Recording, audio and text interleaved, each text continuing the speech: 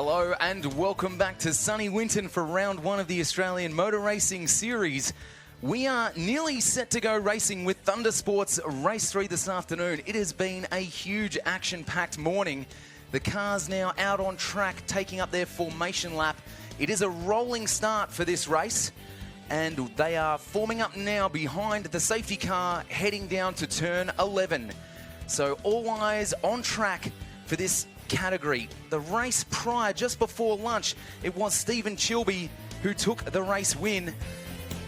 And now let's have a quick look at the calendar. So Winton Raceway round one, then we head to Morgan Park in Queensland on the 3rd of April. South Australia, Tailem Bend, back to Victoria and Winton Raceway once more, up to Queensland for round 5. So heading back now to the main straight for the race start of Thunder Sports Race 3. The light is out and we are a go. It is Stephen Chilby on the inside, in the lead into turn 1. Followed closely by the protagonist Mark Tracy and Brett Mitchell in 3rd. And a big good afternoon to Lockie Mansell, who joins me in the combox. Good afternoon to you, Luke. Good afternoon, ladies and gentlemen. Once again, excellent start from Brett Mitchell. The second of the Oz trucks got a very nice launch from the second row of the grid. And he's straight up inside the top 3 positions. But once again, it's Stephen Chilby, who has led every lap so far in the Thunder Sports this weekend, who controls the field ahead of Mark Tracy, who is thankful just to be out on the track after a bit of an electrical glitch with that car earlier on. They actually had the starter button in that BMW E36 catch fire before race 2. The previous race, they had to push start the car to get him out into that race.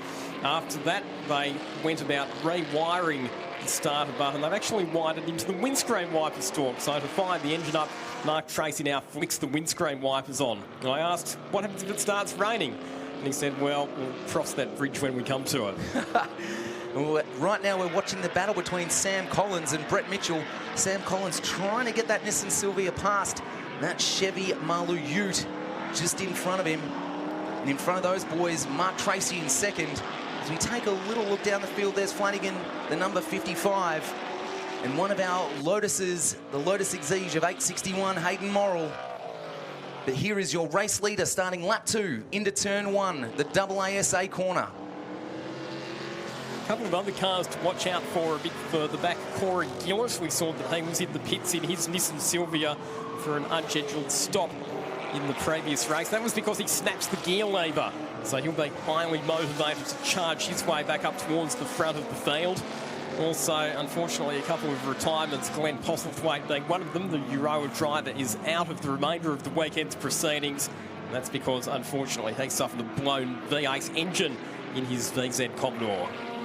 So on screen now is your race leader, Stephen Chilby. We've said his name an awful lot this morning, Lockie, and he seems to be a little bit untouchable. Mark Tracy in 2nd doesn't look like he's got any answers in this early stage. It's interesting just how quickly Stephen Chilby has adapted to the Oz truck. Comes from a background of racing much smaller, lighter and more nimble cars in the Legend Cars Australia Series, where he had some really good results, but stepped into the Oz truck last season and hasn't looked back since. He's had a number of race victories on board the big V8 powered US-derived vehicle, very similar to the types of vehicles that we see racing on ovals over in America in the truck series.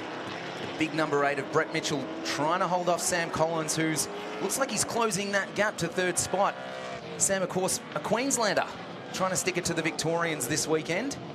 But Brett Mitchell doing a great job at the moment of keeping in front through the turns 1 and 2. Sam Collins, again, flies past the commentary box into turn 3. He's not going to let Brett Mitchell get away with it that easily. Actually, good to have a lot of interstate travellers attending the Thunder Sports round here at Winton this weekend. So Stephen Chilby, who leads the race, is from New South Wales. Mark Tracy in 2nd position is also from New South Wales, just because he lives in Albury, so right on the border. Sam Collins, as you mentioned, from Queensland. Brett Mitchell and Merrick Maloof from New South Wales, as is Nathan Rourke. Here's a look at the positions as they run at the moment. Good to see Corey Gillett back up inside the top 5. Daniel Flanagan in 8th position's had a very consistent weekend so far, but said to me before this race that he's just been managing some brake temperature issues with that big heavy V8-powered HSV GTS so far this weekend. Here again is that battle for 3rd position. Mitchell holding on nicely still at this stage as they head up the back straight to turn 11. We've seen quite a few overtaking setups here around turn 11 to flick it into turn 12 and get the drive down the main straight. Does that Nissan Silvia, though, have what it takes to blast past that V8 Chevy engine? I don't think he's going to be able to come from quite that far back on this occasion. We are now in the very middle of the day, aren't we, where the ambient and the track temperatures will be as high as they have been. Significantly hotter conditions here at Winton today compared to what we had yesterday. We're getting to the stage of the weekend where the tyres on some of the cars will be getting quite tired. We've seen that the conditions have taken their toll on some of the other mechanical components in the cars as well. So I think just to get to the finish of these Thundersports races this afternoon, the drivers are going to have to exercise a bit of what the late, great Peter Brock would have described as mechanical sympathy. So on the last lap, the gap from Chilby to Tracy was 2.5 seconds. Chilby's now eked that out to just over 3 seconds. But we were looking a little bit earlier at the battle between Mitchell and Collins. That is now under a second. Sam Collins has done very well to get that Silvia right up behind Brett Mitchell as they make the run down to Bowen's own corner number 10. That V8 engine looks to have a little bit more straight line speed, but that Silvia very handy in the corners and that big sweeper of turn 5. Yes, Sam Collins is doing a good job here. He's been consistently in the top 3 right throughout the weekend, but he'll have his work cut out to get back ahead of that Oz truck. And Mark Tracy, who runs in 2nd position at the moment, are planning to make some geometry and suspension adjustments to that car to try and get it to handle it a bit better, to mount a bit more of a challenge on Stephen Chilby. But because they were so busy with fixing that wiring issue, they didn't have time to do it, and we've got a slow-moving car. That is Josh Dow in the AU Falcon, who was battling it out with Daniel Vanderheyden. Some sort of issue with that car, unfortunately, and it looks like he'll be limping back into pit lane. Don't worry, Lockie, I'm sure Kylie will be all over it down there, running around in this 30-degree heat. As we see John Rostevsky in the RX-8 fly past him. It's a shame. Dow was really quite competitive, so it's a shame that he's had to bow out of the race like that. Well, he and Daniel Vanderheyden were fighting over 2nd and 3rd position in Class B. For those of you who've just joined us on the live stream, different classes in the Thundersports based on the lap times that are achieved by the different cars. So the Class A, or the outright cars, not allowed to go faster than 1 minute and 27 seconds. The Class B cars, their lap time benchmark, 1 minute 35. If you go faster than that, you get bumped up to Class A. If you're a Class A car and you go faster than a 1:27, guess what? You'll be spending 60 seconds sitting stationary in pit lane for a stop-go penalty. And that is race over. And as we watch Brett Mitchell, if you're looking for a way to tell the Class A and Class B cars apart, the Class A cars have that big white banner on their windscreen. The Class B cars have a black banner. So here it is, your battle for 3rd has now closed up between Mitchell, Collins, and look who it is. Broken gear lever and all. Gillette into 5th, sorry. Spiting his way back into it, Corey Gillett. Always so enthusiastic about his racing. One of the hallmarks of Corey Gillett has been not just his on-track performances, but his off-track attitude. He's always very willing to lend a hand to other competitors with working on their cars. But today, I think Corey was quite thankful for a bit of help from some other people just to get that gear lever issue resolved. And he's closing up onto the back of Sam Collins. So they head into turn number 7. It's Nissan Silvia's line astern, and Sam Collins, who was thinking about attacking Brett Mitchell, is now having to drive a bit defensively because he's got his rearview mirrors full. The fellow Nissan Silvia competitor, Corey Gillett. And Brett Mitchell's probably loving seeing this in his rear vision mirrors, because the more these two carve each other up, he gets a little bit more breathing space. And into Bowden's own premium car care products, turn number 10. They swing through the left-hander, which from the outside looks like a 90-degree corner. When you actually drive around it, you discover that it's a bit sharper than 90 degrees. He's caught out many an unwary driver over the year, and a slight twitch sideways for Sam Collins through turn 12. You can see the back of that Nissan Silvia starting to move around, and Corey Gillett sets him up, gets a better run out of the final corner. The two Nissan Silvias will run side by side into the braking zone for turn 1. Sam Collins has the preferred defensive line on the inside, and he's able to keep Gillett at bay for the time being, but Gillett looking to do the over and under, gets the better drive up the hill. Up the inside he comes. They'll go side by side once again through turn 3. Does Gillett get enough of an overlap? Not quite. Sam Collins swings across to hold on to that position through turn 4. He's going to have a look around the outside of the sweeper, but that's not where he'll get it done. It is so important to get your corner exits right here at Winton and to get that power down quickly, as we just saw, especially leading onto the straights, because you need that drive to maintain that maximum speed. As we head around turn 8 now, Gillett right on the bumper. All Collins will be able to see is a sea of white. And it's not a question of if, but when here. Oh, and getting it all wrong, Corey, there on the exit of turn 9. The left rear wheel just hit that painted ripple strip, didn't it? And it sent the car into a sideways moment. That's okay, though, for Corey Gillett, because he has had some drifting experience, so he certainly knows what it's all about with car control. Let's pick it up on the replay. Just as he exited that corner, you can see the left rear wheel hit that quite slippery painted surface. Corey Gillett had to wind on a fistful of left-hand opposite lock to keep the Nissan Silvia pointing in a straight line, but he's still right with Sam Collins at the moment. He actually did very well to not lose more time there. He did, and now it's Sam Collins' turn just to get a little bit hungry with the curbs at turn 1. Hit the painted ripple strip on the right, and Gillett looks down the inside again into turn 3. Collins shuts the door yet again. This is a high-quality battle between these two Nissan Silvia drivers.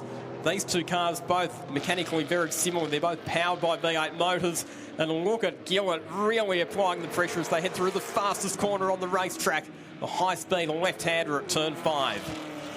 This is, of course, the battle for 4th spot just up the road. You can see the green livery there on the front of Mitchell's V8 Chevy. Further up the road, you've got your race leader, Stephen Chilby, Mark Tracy in 2nd position ahead of them. But let's head back to this battle here. As Gillett throws it down the inside, forces Sam into the dirt and says, thank you very much, I'm past. Nice job there, Corey Gillett. Got the run down the inside into turn 9. Sam Collins got forced wide on the exit. Corey Gillett moves up into position 4.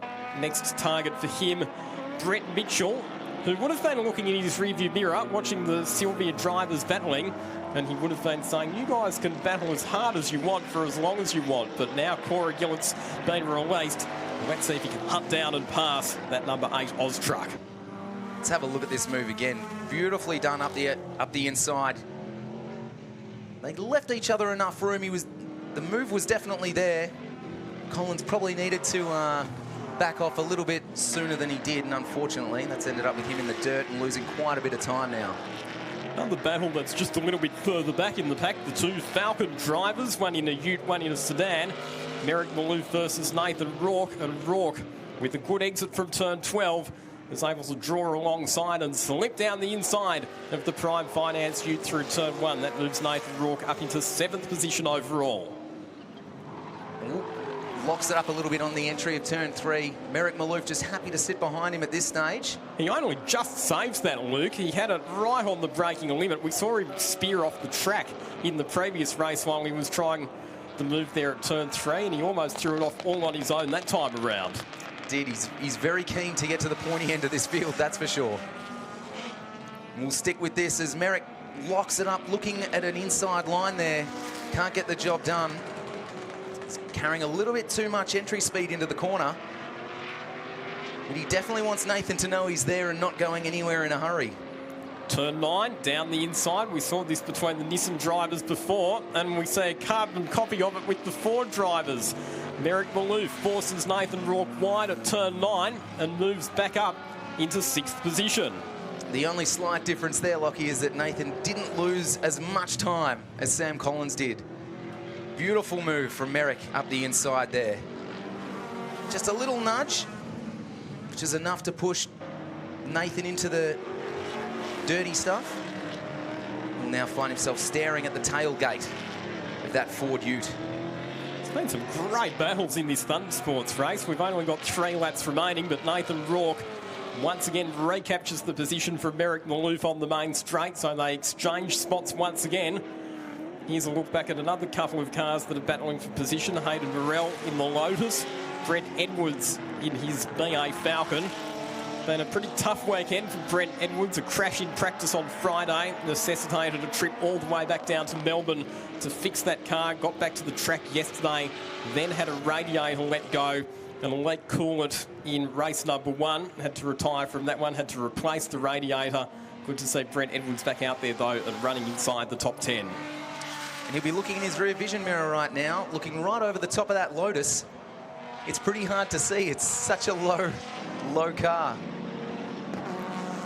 So the answer to the question about Corey Gillett and would he catch Brett Mitchell has been answered. He has caught Brett Mitchell, and he's got 2 laps to try and find a way around the Oz truck. Will run out of turn 12, pulls to the right-hand side, but that will be the wrong side of the road when they get down to turn 1, the first corner. He moves back across to the left, Corey Gillett, but Brett Mitchell's awake to it. Covers off that overtaking opportunity and then uses all of the curb on the inside of turn 2. So the contest for positions 3 and 4 well and truly alive, getting into the penultimate lap of this Thundersports Cup race. Mitchell just positioning that Chevy right in the middle of the track, giving Corey no place to go as they come into the big sweeper, the big left-hander, turn 5. This is where Corey could pounce. That Nissan's look tidy in these tight, twisty bits, and he does up the inside. Has he done enough to hold on to the position? He certainly has. Mitchell tries to come around the outside. Turn number 8. Nothing doing. Corey swings back the inside to block. Job done. This has been a good drive from Corey Gillett. Back through the field, up into the top 3. And that was a lovely manoeuvre that he made on Brett Mitchell at turn 7. One of the classic moves that we often see here at Winton, where you take the slightly shallower line on the exit of turn number 5, the sweep, flick it back to the right-hand side of the track a bit earlier through turn 6, which then sets you up to send it down the inside into turn 7. Little bit of a wide line there. He missed the apex, did Gillett. That's allowed Mitchell right back onto his bumper. Here's how Corey got the job done. Nicely up the inside. Mitchell giving him enough room. That's good clean racing. Mitchell thought about coming back around on the outside, but wouldn't have the right line into the next corner. As we go back to your race leader, it is Chilby well out in front. 12.1 seconds. He is way ahead of the rest of the field at the moment. He has checked out Stephen Chilby. We are on the 12th and final lap of this race. He's just been so commanding, hasn't he, Lockie? Dominated the earlier race, and he's put his stamp of authority on this one too. So could it be a clean sweep for Stephen Chilby in the Thundersports this weekend? It's certainly looking that way. Still another race to come for this category a bit later on this afternoon, and it will be a bit harder because that will feature the reverse grid format, of course, but I'll tell you what, it's another classy performance from the Oz truck driver in race 3. The checkered flag is out. Ladies and gentlemen, your race winner, Stephen Chilby. As we wait to see the red and yellow BMW of Tracy cross the line in second, coming back to this battle for third. It's not over. Corey Gillett still managing to hang on. Oh, as Mitchell runs very wide on the exit there of turn 12. That's not going to get the job done. A fantastic scrap all the way to the line, though, from those boys. So it is Chilby, Tracy, Gillett and Mitchell. Still battles going on. We're not at the finish of the race yet, so Daniel Flanagan has caught up to and passed Merrick Malouf. These two drivers drive together. They paired up at the Wakefield 300 last weekend, and they drive together in the Bathurst 6 Hour as well. So more often than not, they're teammates, and it's Flanagan who's managed to take the ascendancy in the late stages of this race. And that's enough to get the job done there too. Well done to Daniel Flanagan, finishing in 7th spot there. So all of these cars are in Class A. When you look back to, say, the best of the Class B runners, which once again is going to be Damien Hunter. The little Renault Clio continues to punch above its weight. He comes home in position 11 outright. Some of our final runners on the leg lap coming through. Brent Edwards doing a good job to keep Hayden Burrell at bay. So Edwards will finish in ninth, just ahead of Burrell, who completes the top 10. I just saw there as well, Nathan Rourke in the Falcon came into the pits on the very last lap. So Nathan Rourke will not get classified as a finisher. It does not count if you cross the finish line in pit lane. You have to take the checkered flag on the racetrack. But here's a driver that will still be gritting from ear to ear. I don't know if it stopped since the last race. Probably really enjoyed that lunch break. Stephen Chilby, unbeatable here at Winton so far. There it is. Your results for Thundersports Race 3. Stephen Chilby in first. Mark Tracy, BMW in the second spot. Corey Gillett, third. Brett Mitchell, Sam Collins, Daniel Flanagan, Merrick Malouf, Brett Edwards, Hayden Morrill and Nathan Rourke round out your top 10. Damien Hunter in that Renault Clio, top of the Class B boys. Daniel van der Hayden in 12, Owen Boak 13. Let's take a look at some of the highlights. It was another great start from Stephen Chilby on the inside line there as we look back to Corey Gillett. But it was Chilby who led into turn 1, out of turn 2, and there was no looking back. Another commanding performance from this man. Mark Tracy in second, did what he could, but again, wasn't enough. This battle for third raged on. Brett Mitchell in the V8 versus Sam Collins in the Nissan Silvia. Further back down, we had a slow-moving car. Brett Mitchell still out in third at this point, but it was the battle of the two Nissans, the two Silvias. Sam Collins with a sea of white in his rear vision mirrors. And gaining ever closer. Gillett, untidy out of the exit of turn 9. As we look at John Rostevsky in the Mazda RX-8 versus Owen Boak in the Mazda MX-5. Rotary power winning out there through turn 4. Back to this battle between Gillett and Collins. And this is where Gillett got the job done again. Outside of turn 9, just forcing Collins onto the dirty stuff, and that was enough. The battle between Rourke and Malouf raged on. Falcon versus Ford Ute. Malouf up the inside, forcing Nathan wide there on turn 9 as well. We saw that move happen a couple of times. Hayden Morrill in the Lotus Exige around the long way of Brent Edwards. The battle for third. Brett Mitchell, Corey Gillett over the hill. And this was at the top end of the track around turn 7. Gillett got the job done. Mitchell tried to come around on the outside, but nothing doing. Corey closed the door very quickly and was off. This guy, though, Stephen Chilby, number 226, unstoppable this race. Once again, it has been his day. It is his afternoon. That was Thundersports Race 3. Another solid effort.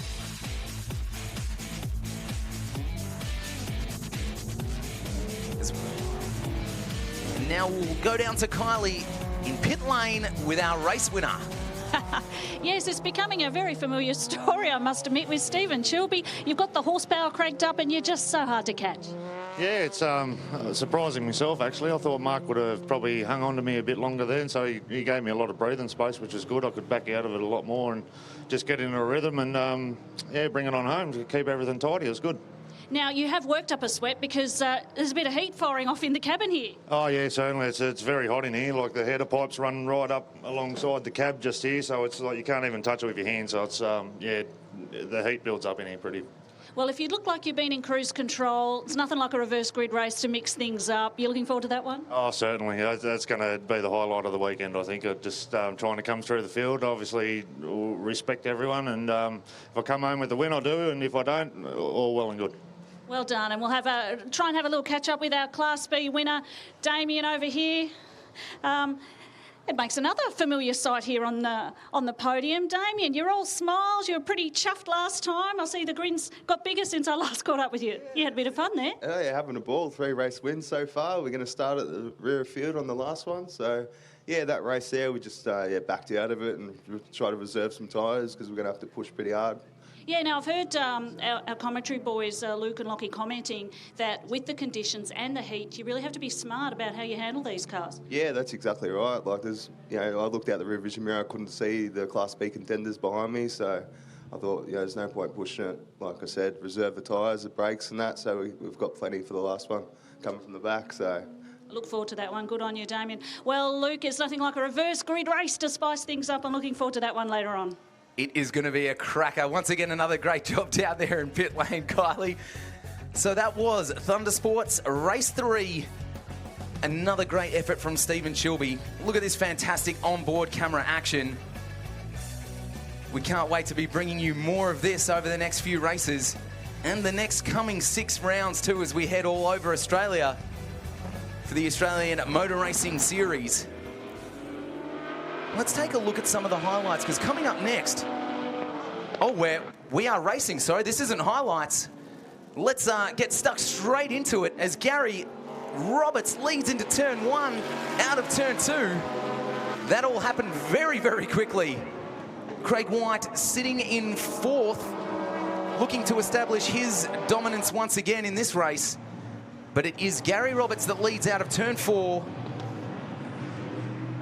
For the Motorsport TV Miniature Race Cars Race 4, and I'm actually joined in the commentary box for this one by miniature racer Chad Cotton. Chad, it's great to have you alongside me. Thanks, it's great to be up here. I suppose it's better to be up here than standing on the side when I'm not racing, but it looks good from up here anyway. Well, speaking of looking good, that was a fantastic move from, who was that on Gary Roberts there? That's BJ Lemon. That's BJ Lemon. He's in the lease car this weekend. He's actually a Aussie car driver, but has left us for a little bit and come back to sample the future car and is doing really well. He's had a very, very solid performance this weekend. He has. It's personal best, and I think he said before it's the most races he's ever finished. So you can see by the size of the field now, the attrition rate's huge with us. So it's great to see him out the front. As we look back, there's Gary White in the white and green, Craig White, sorry, in the white and green livery. Closely followed by Purdy. They were the main protagonists in the last race. Craig looking to do what he can to get past Peter Griffiths there. Nothing happening yet as they barrel down the main straight to complete lap 1. And doesn't that mini muscle car HQ look great? Gary Roberts and team have done a great job getting that on track this weekend. I tell you what, it looks good, but it sounds even better. You know, for the guys and girls that are down on the wall today, they get a treat to listen to that. That's for sure. Peter Griffiths is going to have a look down the inside here, but nothing doing. Gary closes the door. A little bit more defensive there than we've seen Gary in the last race. This is going to be a great little battle for second. But BJ Lemon doing a great job out front. Isn't he? He's just out of there, isn't he? He's, So let's ride now with Matthew Thewlis. And while you're looking at this onboard action, Chad, talk us through what the driver's thinking at this point of the lap. So we've just gone through the sweeper. The sweeper is where you really got to hang on to these things. They're very, so we're coming through the cleavage now. Very, very tight.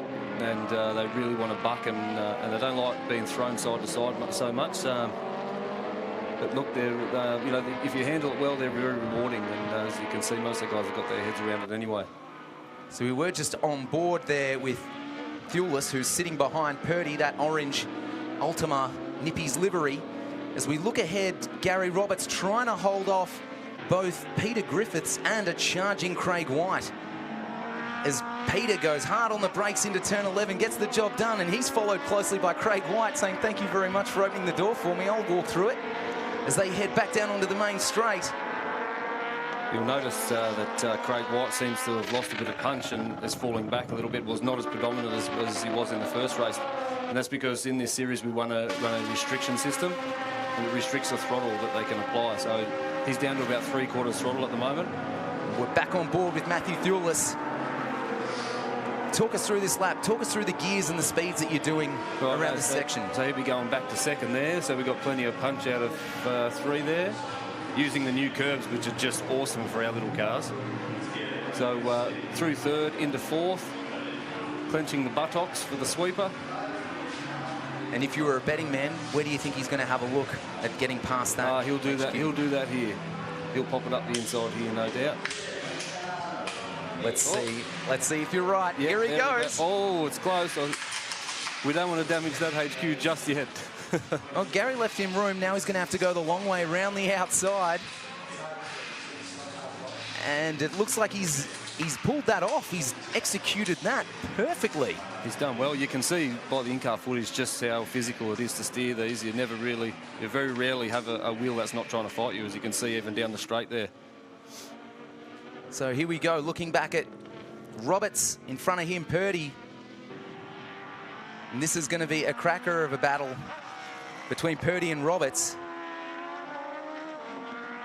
That's Purdy and Thulis. So Purdy's actually coming basically training with the miniature cars this weekend because he's off to race in Tassie with the Aussie cars. So we wish him well for that one, and he's definitely given us a show this weekend, that's for sure. It is Thulis across the line in front of Purdy. Into turn one now. Nothing doing there for Thulis as we go back to this battle between Craig White and Peter Griffiths.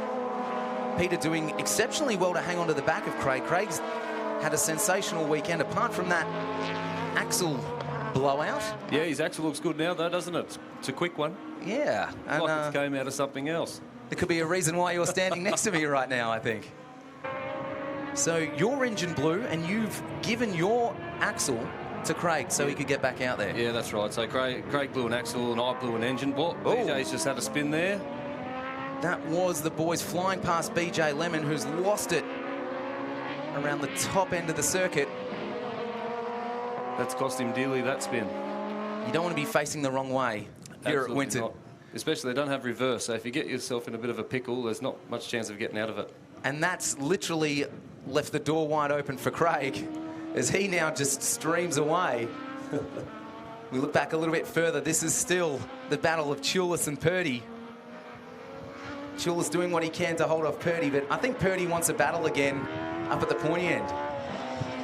Into turn 11.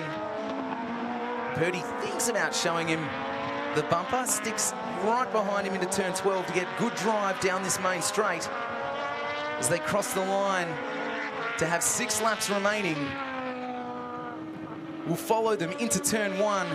It's so important to get the line right through turn 1. It'll compromise turn 2 if you don't.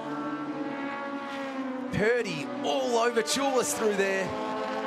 Moves to the outside. Thulis takes a defensive line, pulls it back to the left-hand side before the big right-hander into turn 3, onto those new curbs at the exit of turn 3. Purdy not letting him out of his sight, though.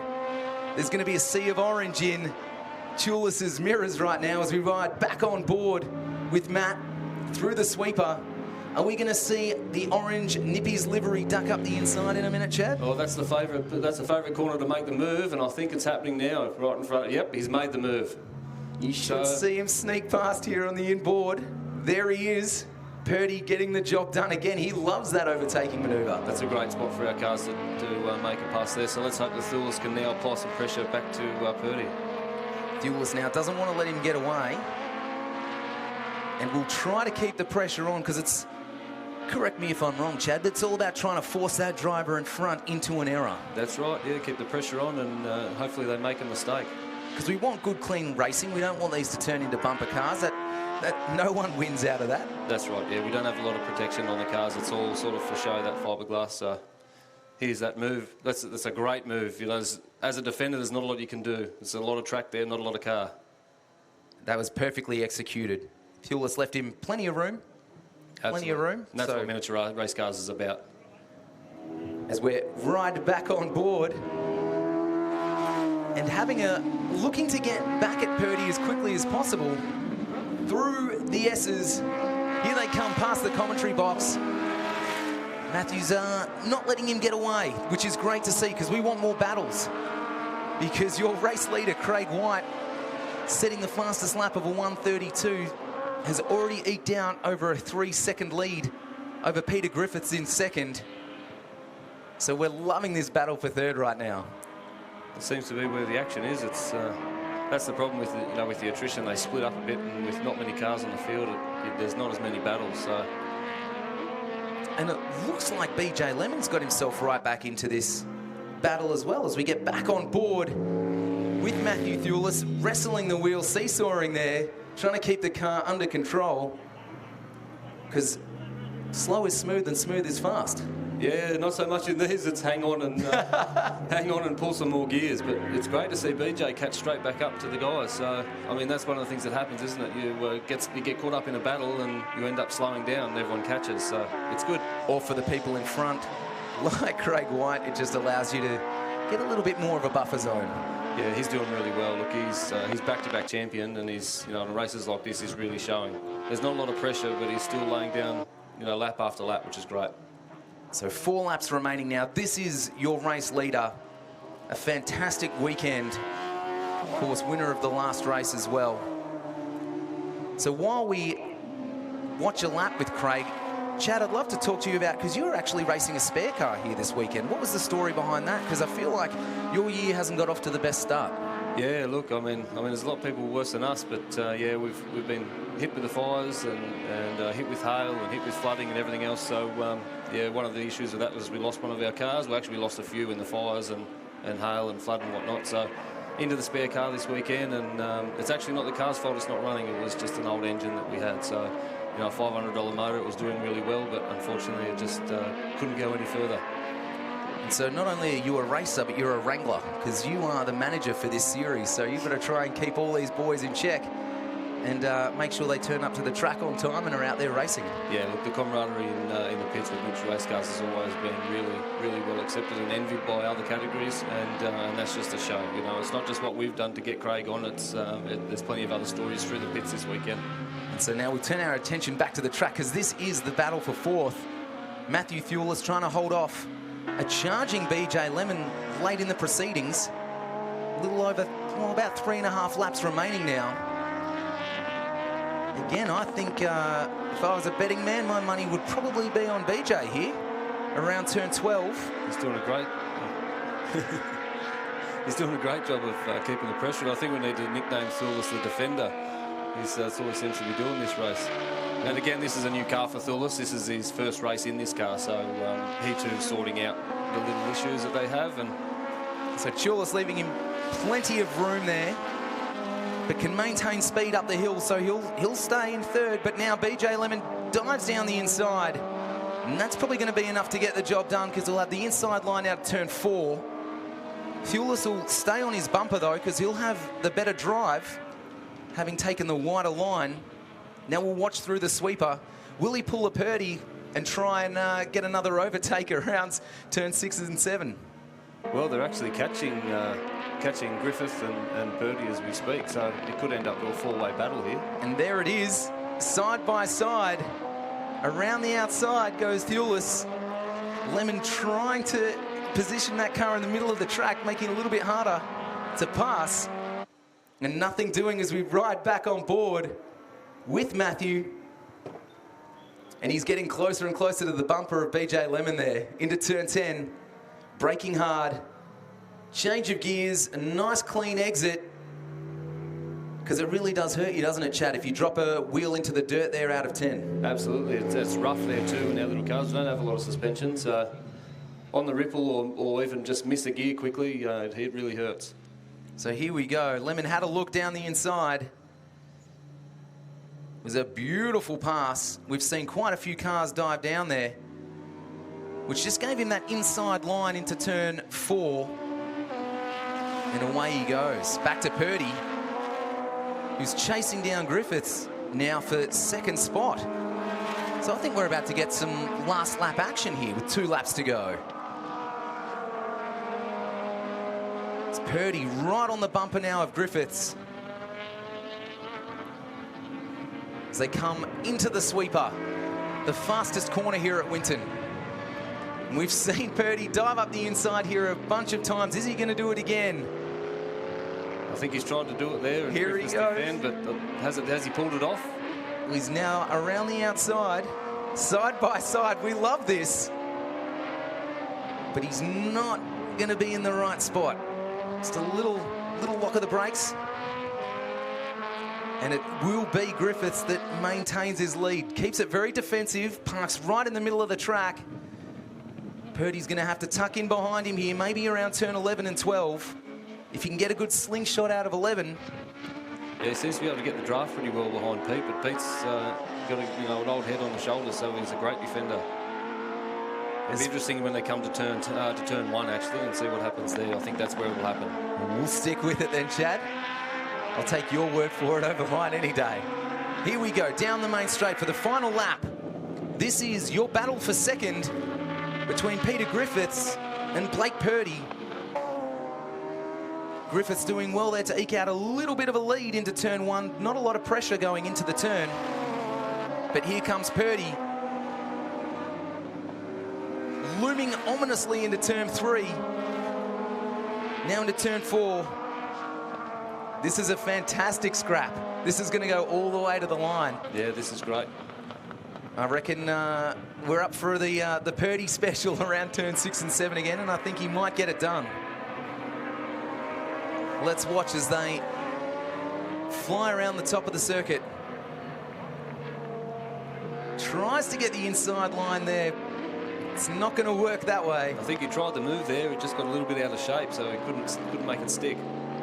It's definitely his favourite spot, though, isn't it? Yeah, can he do the cutback here? Slightly different lines through those corners. He's lining himself up.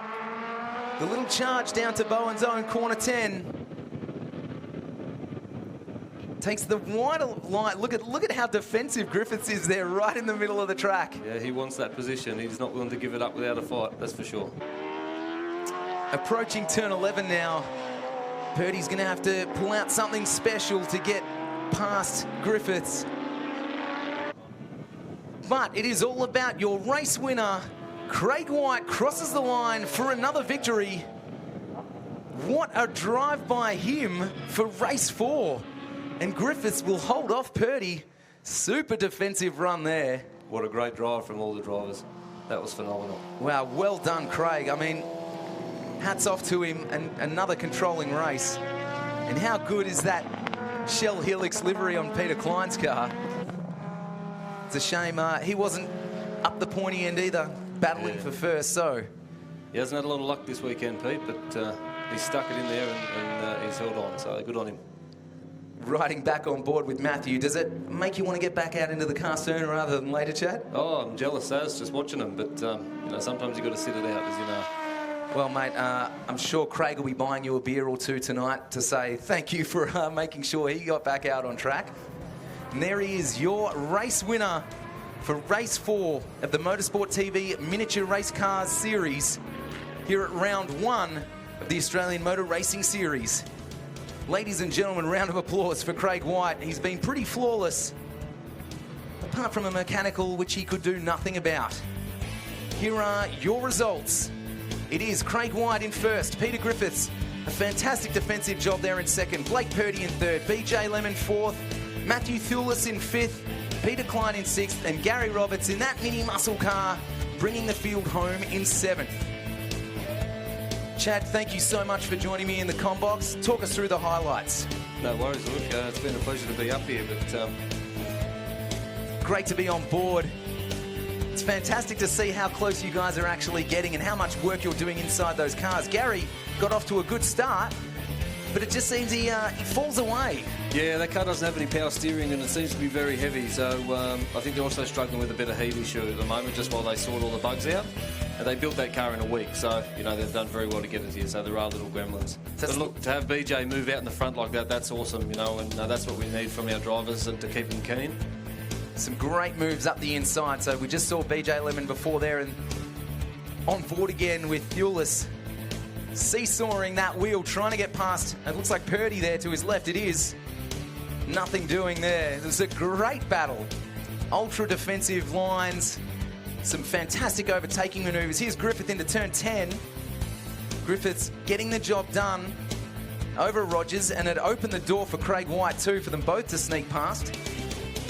Back on board through turns 1 and 2 with Matthew.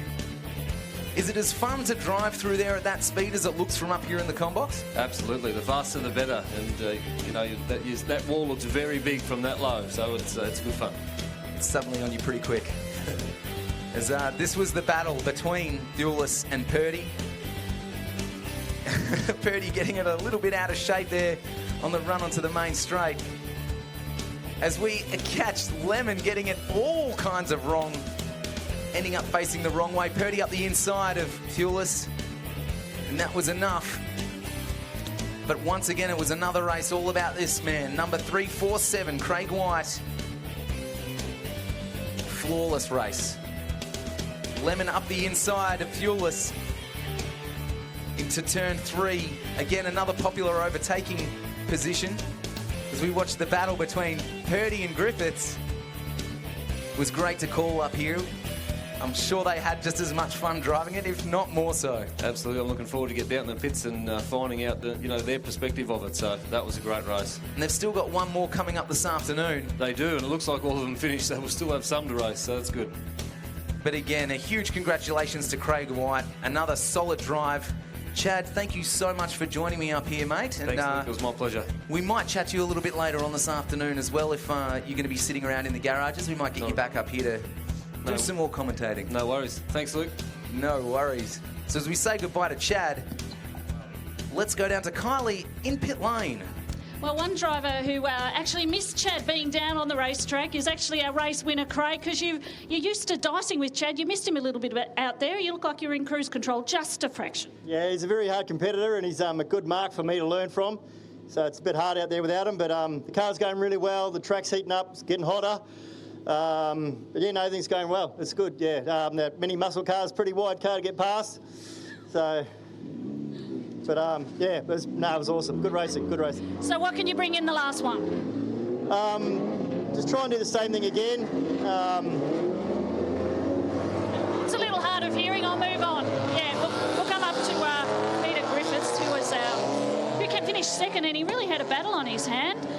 Poor old race winner had a trouble hearing us off the start of that one there. But Peter, you had a battle, but geez, what a defender you are. Yeah, it was hard work. I made a ride height change between the first and the second race, and halfway through it was just too much grip, too much push. So I really had to work hard to keep the young fella off my tail. So I blocked where I could, and I'd get him in the straight. So I'll make a change for the next one and be easy to drive, I think. But that's what I love about it. It's the closeness and the slipstreaming, and some are strong in some parts, and then someone scoots away. A real little battle out there. Yeah, well, once Craig got by me, I thought, oh, well, I probably won't catch him, and I had daylight to second, and then the car started to push, and I was slow, and you could see Purdy getting closer and closer. I'll have to have a bit of a go here.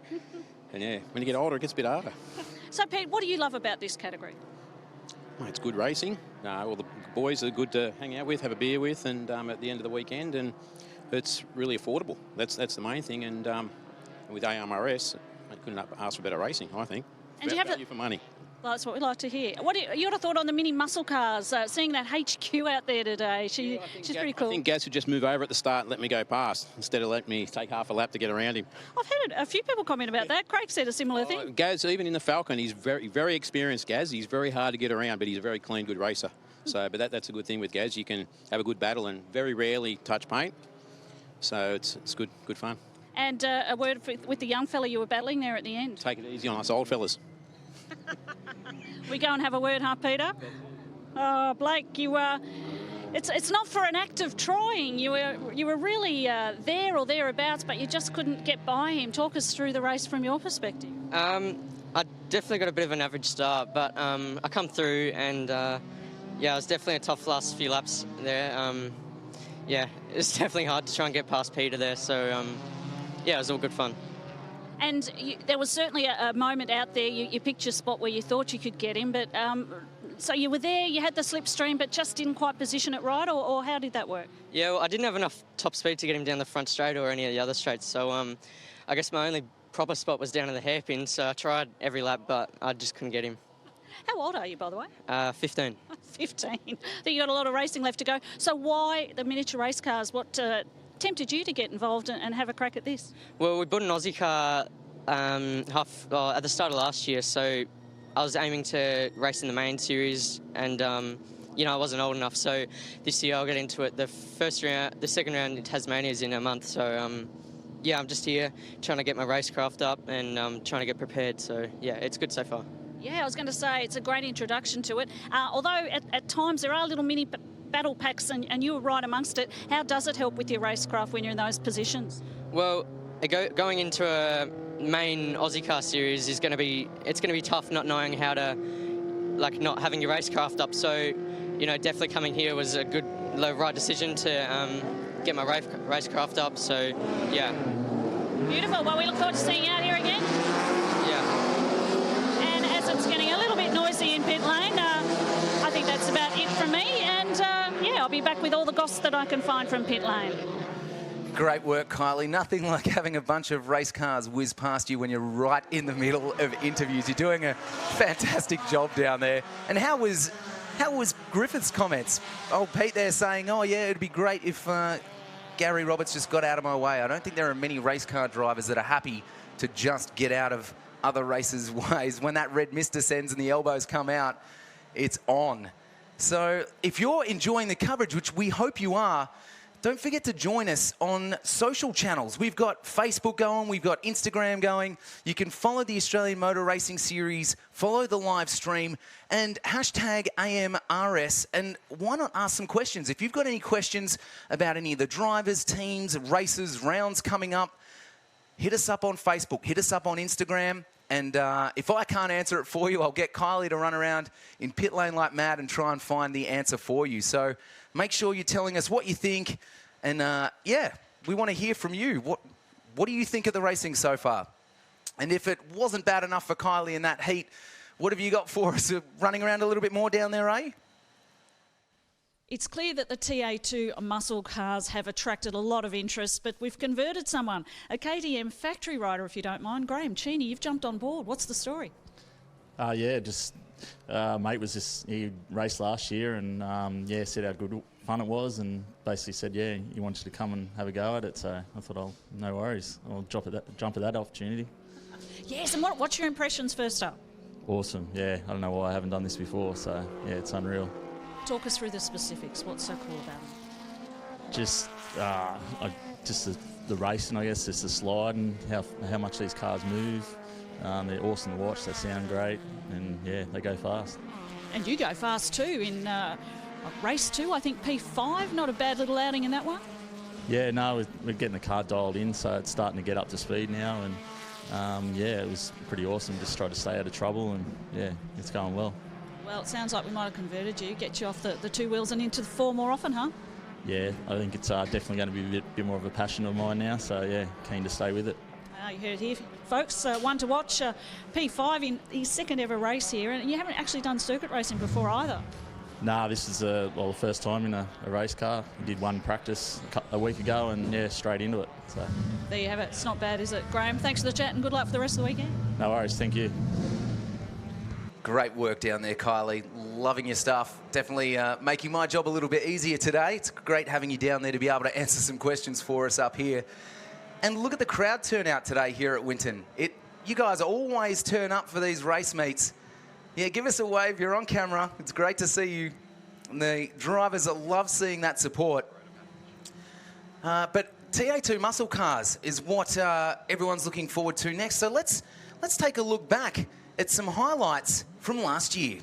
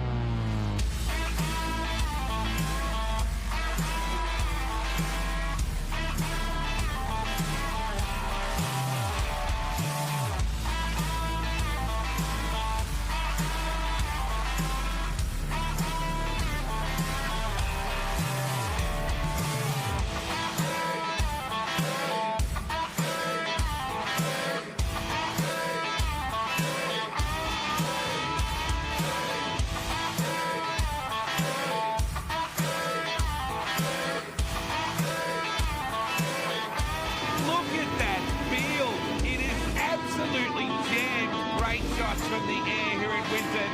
The TA2 Muscle Car Series, nothing. Formosa on Dimitriadis, and they're coming up on Berry. Oh, so quick! Great shot from the air. Someone has gone agricultural. Oh, it is on like Donkey Kong under brakes. They touch.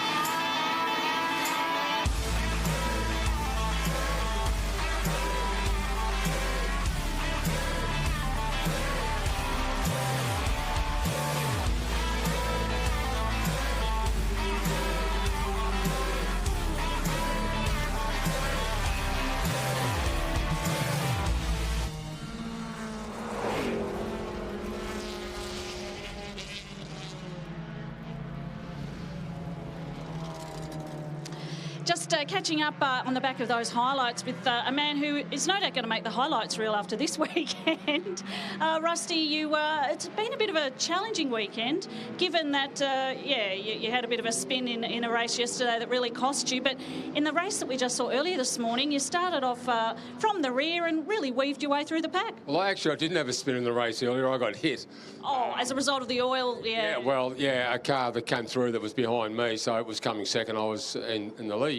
And I slowed for the car that had the engine blew up, and the oil, he hadn't slowed, so he come through a full noise. By the time he realised, went on the brakes, he got into a slide. As he slid past me, took the front of the car out. So I've got a bit of a technicoloured car this weekend. But then the last race, I had to start from last, so that was 18th, and I got back up to 7th. So it's going to be hard, though, from there on. The faster guys at the front, it's hard to get them. The straights are so short here, it's hard to get a decent run up. And by the time you do, you might get up level with their back quarter and just can't quite get up far enough to make a move on them. So, but we'll see if we can pick a couple more off and go from there. And what is it that you're loving about racing in the TA2? Oh, look, TA2, I first saw it about 4 years ago, mainly because it's a controlled series. And you really can't do anything to the car other than just adjustments. So you're not looking over your shoulder wondering what the other guy's doing. All they can do is adjust his suspension, different springs and gear ratios, but there's only certain things we can change. So it basically gets down to the driver, and there's good racing throughout the field. So there's little races in each pocket of the down the circuit, you know. Now, you've won this series before, so that was a good year for you. Yeah, look, I won it in 2017, but to be fair, the numbers weren't so great then. That was the first year. And then 2018, it swelled quite a bit in numbers, and now we've got something like 40 cars in the country, so it's now getting super competitive and it's a bit more serious. But still, it's a cost-controlled series, so at least you're not burning up or making alterations to the car all the time. The only thing you want to try and avoid is what happened to me yesterday. So try to avoid the carnage. And what are you noticing about the entries that we've now got appearing in TA2? What does that tell you? Who are you seeing and what it says? Well, you get a bit of both. You get the older guys coming in, the guys that didn't get a chance to do it when they were younger but wanted to do it. And then there's a few young guys that are trying to make a name for themselves. So, it's a cross-section of different folks. So it's a really broad field when you look at it, and lots of different talent in amongst it. And talking point was that Graham Cheney. That was pretty good. The guy who got off from his KTM factory bike, if you don't mind, and showed plenty of speed early. So he's a young one to watch. Yeah, you never know what's going to happen, do you? Not giving anything away. We'll save it all up for this next one. Rusty, look forward to watching you. Yeah, thank you. And look, while I've got another minute or two, if I could just, Craig Daniel, while we've got a little bit of a moment to chat, your perspective of racing so far. It's the season launch. We've seen them out and about. What are your impressions of what you're seeing? Well, I think it's great that we've got some new names up the front. I mean, we had a fantastic season last year. Aaron Seaton, George Medicki, very, very fast. But, of course, they're in what you'd call a semi-professional league of their own, whereas now they've moved on. We've got some new guys that have come through that were quick last year, but now running at the front of the field, like Michael Kulig. You've got Michael Calder in there as well. Murray Kidd having his first fantastic race. And, they're there's nothing between them. Any one of the top 4 could have won the last race. It's that close. So I think we're in for a fantastic race 4, especially with Rusty coming through from grid 7, and I think we're in for a brilliant season too. Thanks, Kylie. Yeah. Now, look, we caught up a couple of years ago, and I must admit it was my first time I'd really seen this form of racing, but they're loud, they're fast, they look good, they're ticking all the boxes with the fans and also the drivers and the teams. They're the greatest bang for buck in Australian motorsport, I think. They're a fantastic car. They're a proper race car. They look like a Mustang should, a Camaro and a Challenger should. They're 525 horsepower. They're 1,200 kilos. They're real race cars. They're very, very quick. I mean, around Adelaide last weekend, these cars on 15-inch Hoosier big bag tyres were only 4 seconds a lap than Jamie Whincup's pole time. So that'll give you an idea of what sort of a race car they really are. You can run them for less than 10 grand a round. You can run an entire 7-round season for less than $70,000 a round, depending on your damage. So it is the best kept secret in Australian motorsport, and they're fantastic. Fans love them, and drivers love them. Yeah, and look, I know I'm going to try and have a word with your naming rights sponsors, because that's a pretty big deal for you guys. It's nice to have Pramax on board, and there's a great link to Steve Petty Motorsport in America. Now, Steve is a co-owner of Pramax here in Australia with an Anthony Bright, and Steve was well known in NASCAR, in Trans Am, in sports cars in America, and it's great to have his name associated with the Australian Series. And the Pramax product that's going to be built here in Australia, Lilydale in Victoria, is actually going to be exported to America, which is a great story for Australian manufacturing, and sold through Steve Petty Motorsport overseas, which is just fantastic. I will have to track him down. I know he's here at the track, and roaming the lane, so it's not just the drivers I'm chasing, but the sponsors as well. I'd be loving to have a chat with Anthony, I think, a little later on. Absolutely, fantastic. And it's been a great weekend, Kylie. Lovely to have you guys here, the AMRS live stream, and it's, you know, I think we're in for a fantastic year. And thank you. I think we've filled quite nicely. Thanks, Craig. Back to you, Luke. Thank you very much, Kylie. Looks to be pretty hot out there, and again, conducting interviews with cars whizzing by, always a pro. And it's fantastic that this upcoming TA2 race, we're going to have some fantastic onboard shots.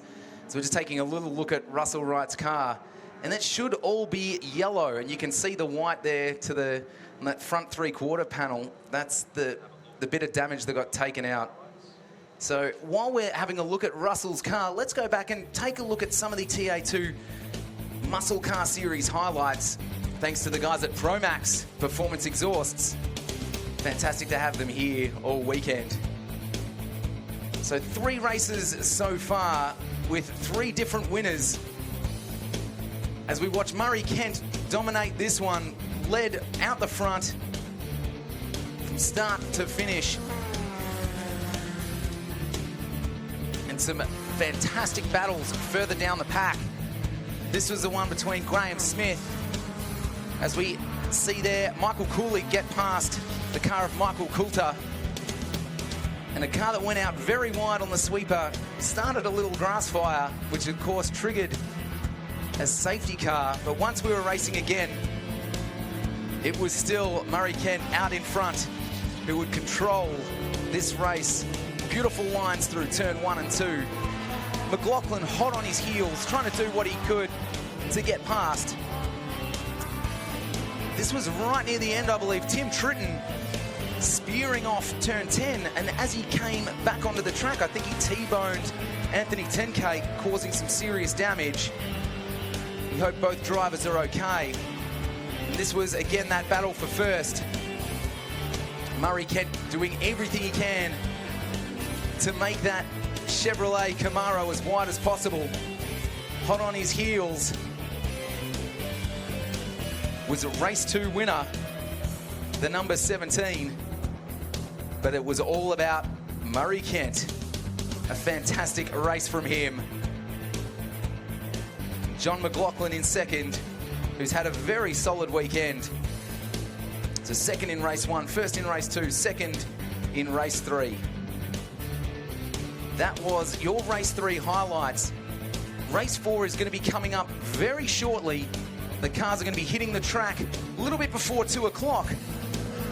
And as we talk about that and have a look at some great shots of the crowds here at Winton, Kylie, what have you got for us? I think Kylie's probably still running around. There we go. Catching up with Anthony Bright in pit lane. Now, I just had a little chat with Craig Denyer because Promax Performance Exhaust rather, are the naming rights sponsors for the TA2 Series. A great alignment, but tell us a little bit about yourselves. Yeah, absolutely. We're really excited to be part of the Promax TA2 Race Series. There's some great associations. It's an exciting category. It's a loud category. It's a really competitive category. The vehicles themselves, you know, being the Mustangs, the Camaros and the Challengers, it's the new muscle car for the Australian market. The alignment with our exhaust programs that run, which is very much what we focus on those vehicles. There's just a really good synergy there, so we're really excited to be part of that.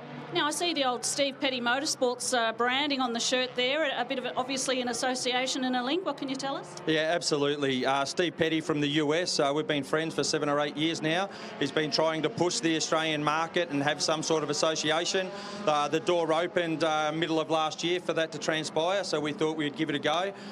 The advantage, as the market's changing from a car variation here in Australia, we're seeing a lot more of the American-based vehicles coming, such as the Mustang and the Camaro.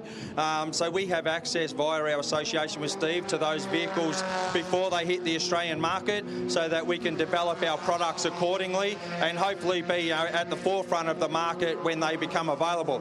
And the later part of our association, we're now in the process of manufacturing and exporting these exhausts back to Steve Petty in the US for the US market. What have you enjoyed about the racing? I know it's the first round of the season and there's obviously another race to come, but what have you been thinking about it? Oh, look, the competitive nature of it it's just been really, really good. But what we've found with the TA2 guys, they're just so inclusive and so accommodating. So given that they're competitive and they all want to win, to be behind the scenes and have a look at how they support each other and support our association in that, we couldn't be happier. So we're really looking forward to seeing what the series brings us as we move forward through the rest of the season. It's interesting that you bring up that the changing of the landscape with the car market, the manufacturers, and there's been a lot of sad stories around, obviously, with Holden and all the rest of it. But you bring some good news and, I guess, an area of development that's positive in the Australian market. Yeah, we've seen a lot of change over a long period of time, not just what we've seen in the last 18 months to 3 years. The market's really changed probably over the last 5 to 10 years, and it's going to. But I think, the positive part is we're going to see a lot more vehicles that we haven't seen previously coming from overseas markets. So it's a new opportunity. New technology comes, new vehicle variants comes, new opportunity for manufacturing in Australia and the opportunity to hopefully export to other markets. So, we see the future as, quite exciting and buoyant, and, we see our association with the TA2 Muscle Car Race Series, as a really big stepping stone for us moving forward. Well, really appreciate the chat. Anthony Bright from Promax, naming rights partners for TA2, and a real positive story in a time that's been a little bit sad and negative at times. So nothing but positive news down here in pit lane, Luke. Great to hear, Kylie, and it is 100% fantastic to have the Promax guys on board, as well as some other terrific sponsors with the AASA, sorry, got to get that right, it's a tongue twister, the AASA and, of course, Bowden's Own. And they've got some corners named after them this weekend as well. We've got the Turn 1, is the AASA, did it again, tongue twister, Turn 1, and Bowden's Own, Turn 10. So it's great to have them on board as well, because obviously these events can't happen without terrific support.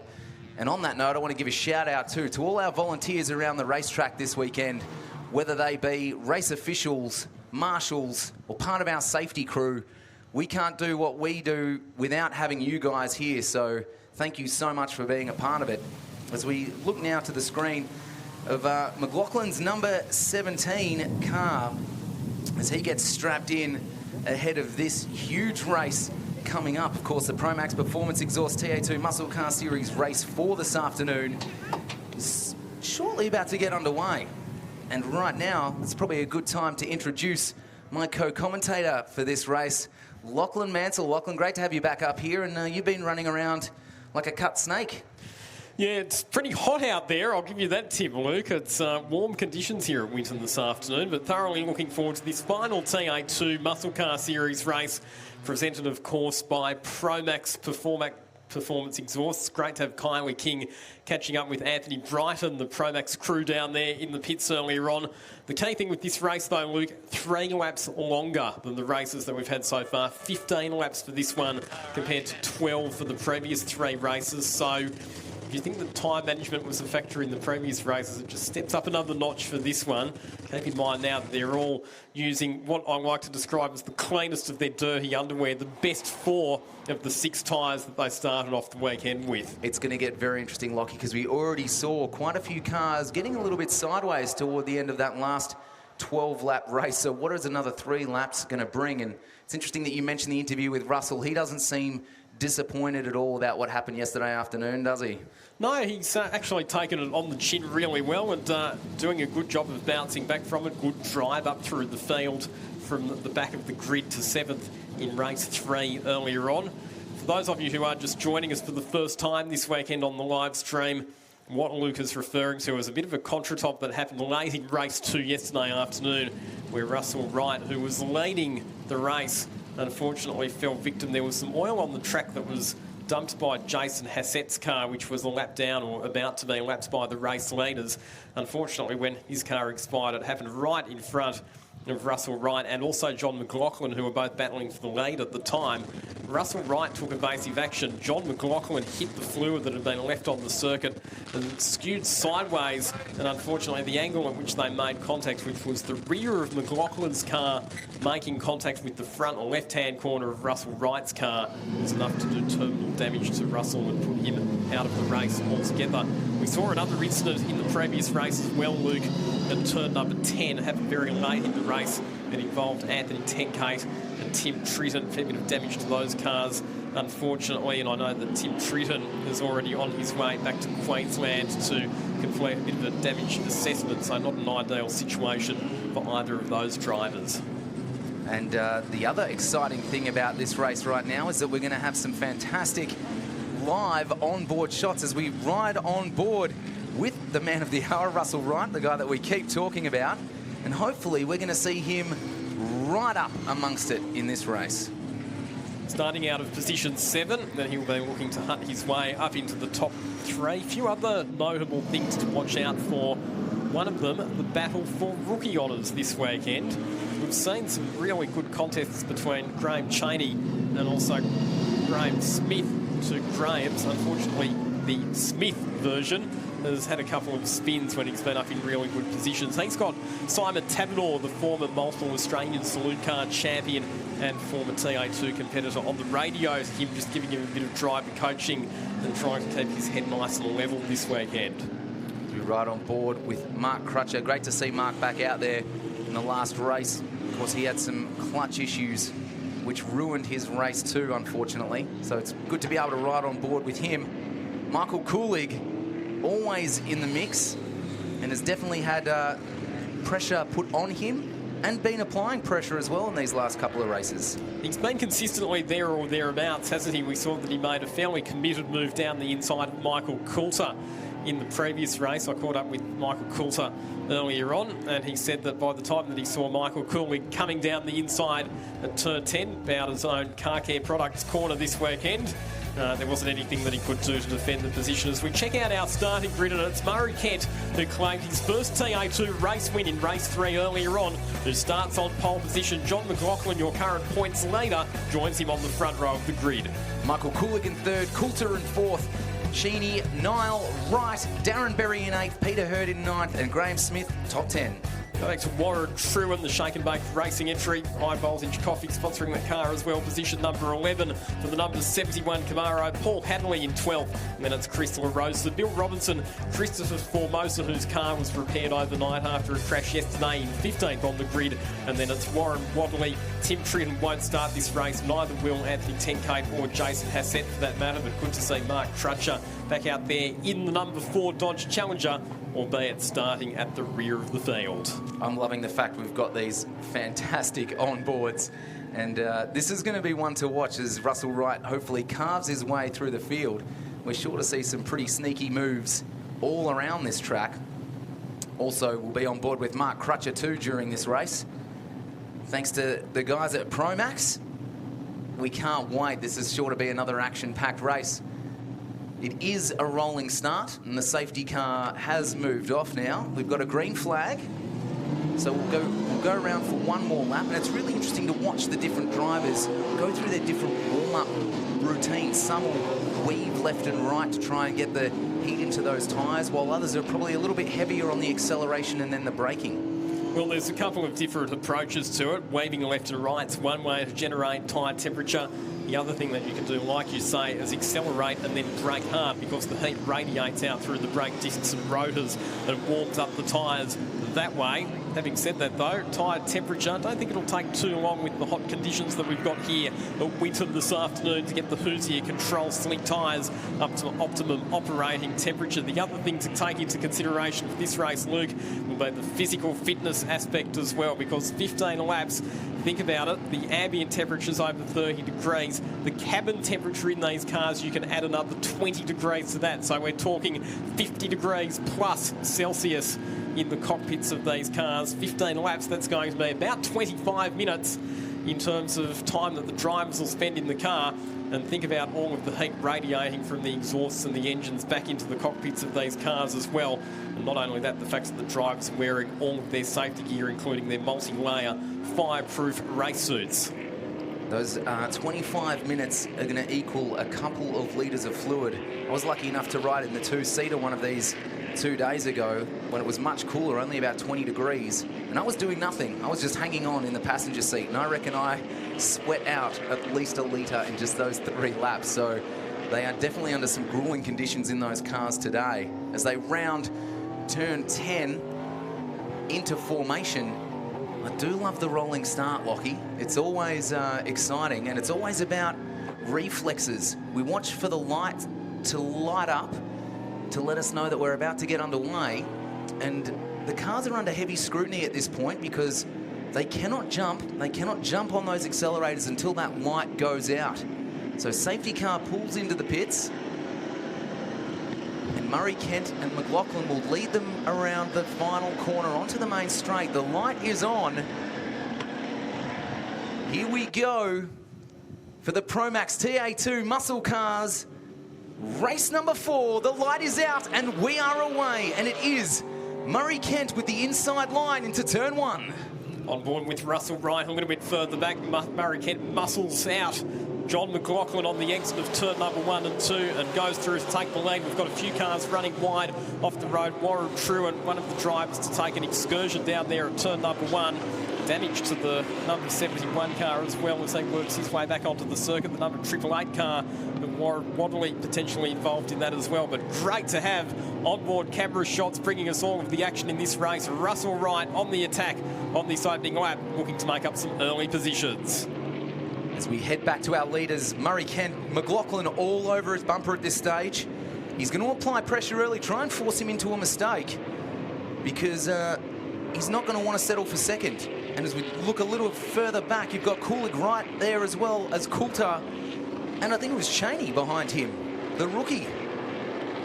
Indeed it was. So Graham Cheney running up inside the top 5 once again. He'll be battling it out with Brett Nile, but here comes Russell Wright, moved down the inside into turn 10. This is for a spot in the top 5, and he makes it stick, Russell Wright. So he's gained another 2 positions on the opening lap of this final TA2 race of the weekend. So McLaughlin eyeing up a manoeuvre here. A lot of curb there for Kent, getting 3 wheels left on track there as that back right-hand corner lifts completely off the ground. Into turn 1, he'll still lead. Oh, but McLaughlin all over him, just sliding up the inside there. Beautifully done. Great drive out of turn 2. We haven't seen a lot of overtakes there this weekend. And Murray Kent's going to lose second position as well. Michael Cooley down the inside into turn 3. And looked there like there was a bit of dust just on the racing line and on the braking approach to turn 1, and that has caught out Murray Kent. We saw how loose the number 74 Camaro got on the exit of turn 2. That cost Kent some valuable momentum and ultimately cost him a couple of positions. As we take a replay of what happened at turn 1, and look at the top of the shot. That was Christopher Formosa there in the number 49 Dodge Challenger, which has already sustained damage this weekend.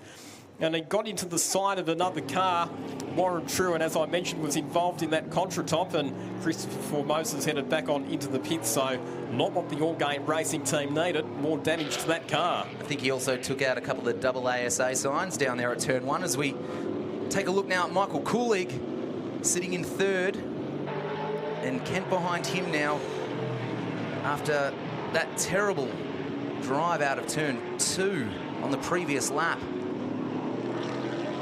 Incidentally, Formosa has rejoined the racetrack after that spell in pit lane. But John McLaughlin now has the thing that he has been wanting all weekend. Some clear track to put his head down and see just how much performance and pace he can extract from that number 17 Mustang. As we take a look back, there's Russell Wright looming as well. As Coulter tries to line up a move on Ken getting very defensive into the middle of the track there. Nothing doing for Coulter. He'll have to tuck back in around turn 3. As we head into turn 4, the car's loving those new ripple strips on the entry and exit of turn 4, giving them some fantastic drive into turn 5, the longest, fastest corner here at Winton. Kent still doing well to hold off Coulter, but a sea of, would we call that blue or aqua in his mirrors? I like aqua. It sounds more classy, doesn't it, when you describe it as aqua? It's sort of a mixture between blue and green. Back on board with Mark Crutcher down in 13th. He is all over Peter Hurd, slipping up the inside there. I think that was turn 6 and 7. Mark Crutcher getting the job done there with a working clutch this time. And also, the other car that he overtook there was Warren Truan. We look back to the battle for honours in the rookie class between Graham Cheney and Graham Smith up there once again with him. Cheney has the upper hand at the moment. Will he hold on though, because Smith in that Mustang is looming large as they round turn 12 onto the main straight one more time. This is where Simon Tabanor will be on the radio to Graham Smith, just giving him a bit of coaching about the situation, telling him what his lap times are relative to Graham Cheney. When you look at it, Smith's been a bit faster than Cheney right throughout the weekend, but he's also made some more mistakes, which is why Cheney has ended up in the higher position. John McLaughlin, fastest lap of the race, 1 minute 26.0 set on the previous lap.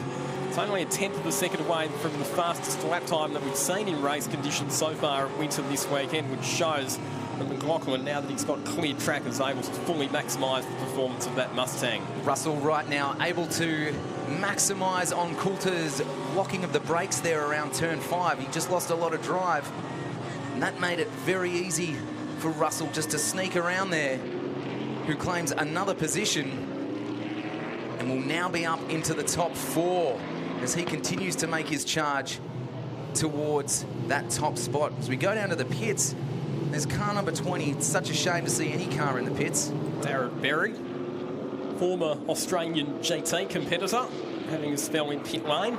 Not very competitive right now, Lockie. As we come back to our battle of the rookies. Smith still behind. Can't get past Cheney. Cheney's latched onto the back of Michael Coulter, so this is becoming a three-way contest for positions 5, 6 and 7 between this trio of drivers. Graham Cheney, who hails from Bathurst, not done any circuit racing on 4 wheels, but has done off-road racing on motorcycles. So I suppose vehicle control is something that he's got a bit of experience at. In any case, he's done a very good job of adapting to the challenges of circuit racing this weekend. Coulter just looks like he's struggling when you compare that car to the 2 rookies behind him. If you're just joining us, these cars, although they look different, there are the 3 distinct shells or body types, they're all pretty much the same under the skin. So it's just the driver separating from the next car. All comes down to the driver and their skills. So will it be a rookie that suddenly leaps into the top 5? And will it be Cheney or Smith? You're right about Coulter. He is struggling for a bit of pace. Last time around, a minute 31.0, which is well off the optimum lap times that these cars have achieved, as Cheney goes for the big move at the inside Bowden Zone Car Care Products corner, turn number 10, just gets it stopped. He skated him in there on the rear brakes, and Graham Smith follows him through. So Michael Coulter loses another couple of positions. 2 for the price of 1 right there. I don't know if Coulter's going to be too happy behind the wheel of that Mustang. Let's have a look at that replay. This will give you a sense of just how on the limit Graham Cheney was. Look at the car sliding as he threw it into turn 10. Michael Coulter saw him coming, decided he was not going to have any part in any potential incident down there, opened up the steering, and that allowed Smith to squeeze on through as well. As we ride back on board with Russell Wright, currently in 4th position now, hunting down Murray Kent, who we can see just in front of him. And as they pass through a cloud of dust, someone's run off the track up there around turn 7. That was Christopher Formosa, who was a lap down after the incident that he had earlier on. I think he's going to not be enjoying his time out for this race. It's not been the best of starts for him, but makes no never mind to Russell as we continue to ride on board through the gears down to turn 10. Very late, hard braking, shoving it left, making sure to not drop a wheel into the dirt here on the exit of turn 10, because you need that drive coming down the back straight. And he has the carrot too, doesn't he, to chase at the moment, Russell Wright. He's got the car of Murray Kent not too far up the road, 1.5 seconds. And Russell Wright was a fraction quicker than Murray Kent on the previous lap, so he'll be pretty determined after the setback that he endured yesterday to find his way back into a top 3 position and minimise the damage that some of the other drivers are able to inflict in terms of the championship points. The way the point system is structured for TA2, it is really expensive, Luke, if you get a DNF. You do not want to be parked in pit lane or on the sidelines. It will cost you very severely. Still on board with Russell Wright. This is fantastic to see. Kylie, I believe you've got some updates for us in pit lane. Yes, well, as we saw, the car of Darren Berry's come in, mechanic, engineer, chief of all things in the lane for the team. Lily, what's happened? Basically, the heat protectant for the body of the car has come down. He may have hit something whilst out on the track, and it's basically just hanging right above the exhaust, and it's just giving off a really bad fume in the car, and he just can't really cope out there with how hot it is as well. Unfortunately, we can't pull it off, so he's just had to... Yeah, he's had to come in, unfortunately. Such a shame, doing really well too. Yeah, this is one of his best results that he's had, really, in the season from about 2017 onwards. So we're really excited. Everything was going nice and perfectly for him, but yeah, that's darn racing, isn't it? That's not true. Thanks, Lee, for the updates. Thank you. Thank you, Kylie. And while we were chatting there to Lily, unfortunately, Russell, in his efforts to charge through the field, has gotten a little bit loose around turns 6 and 7. Here's the replay right now, and sent the car very wide, facing in all kinds of wrong directions. It's actually up at turn 6, so he's ended up across on the inside of the road there at turn number 7 and rejoined just to the other side of that marshal's post up there. That's a shame for Russell Wright, because he was on the march forward, and we had the bird's eye view of that from his onboard camera as well. Thanks, Kylie King, as well, for bringing us that update with Darren Berry. Not ideal that heat protector's been dislodged, and as you can imagine, Luke, from a driver's safety perspective, best thing to do rather than risking the driver's health to call it a day in that situation. But these two cars are not calling it a day. This is the battle for the rookies that we've been talking about. But it is still Graham Chaney in front. Graham Smith behind, who just doesn't seem to be able to get that Mustang around that Camaro. He's doing everything he can, but that Camaro seems to be twice as wide. He got a good drive out of turn 9, Graham Smith, but not quite close enough to make the move into turn 10. Again, it'll just be a case of him keeping the pressure on Graham Chaney and trying to force him to make a mistake at some point. Of course, these cars are so evenly matched, as you touched on before. Under the skin, they are pretty much identical. It comes down to the driver's skill. Fair few car setup adjustments that you can make as well. In a longer race like this, a bit of strategy plays out, particularly with things like tyre pressures. Do you set the car up to be strong early and try and get a margin, or do you set it up to come on later? Graham Chaney, we were talking about the pressure. Graham Smith was applying it, and while it's Chaney who's not made mistakes this weekend, he has been forced into one down at turn 1, locks the rear brakes, fires it off the road. Graham Smith says, thank you very much, I'll take that.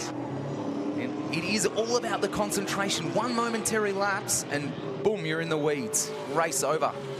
And it all went wrong for him right there. As soon as the back steps out, when it goes wrong very quickly. And they're not the easiest cars to save once you see the back end coming around that driver's side window. It was only just fractionally too late, I think, that he braked there heading into turn number 1, Graham Channing. But that has sent him backwards a couple of positions, that mistake. Let's head up the order now, because this is the closing battle for second. So we're looking at Michael Kulig here in the number 7, who's being hunted down by Murray Kent. Now that gap was a good 2 seconds not that long ago. Let's see what it is now. So Kent's got it down to just over 1 second. It was 2/10 quicker that last time through. John McLaughlin pulling away at the front of the field. 6.4 seconds the margin first to second. The other important thing that we have to start thinking about as well at this stage, the overall round results. So at the moment, John McLaughlin with 214 points for the weekend would win the round overall. Murray Kent, 207 points, second for the weekend at this stage. Michael Kulig sitting in second position on the road. He would round out the overall podium on 201 points. Of course, now that I've gone through those results, they'll probably change. We'll have to redo the calculations. But here is John McLaughlin. Something about number 17 Ford Mustang and dominating motor races. Been a bit of a theme in Australian motorsport for the last couple of years. The Ford fans will be absolutely loving this. But again, you don't want to take anything away from John's drive. He hasn't set a foot wrong, has he? Once he's gotten out front, it's his race to control, and he can run it the way he wants to as we jump back on board with Mark Crutcher coming through turn 5. Oh, it's great to see those onboards. I'm absolutely loving those, but gets it a little bit wide there. Slightly missed the apex, wouldn't you say? Having to work hard to try and keep Warren Truan at bay, and also Peter Hurd. So this is the contest for 8th, 9th and 10th position.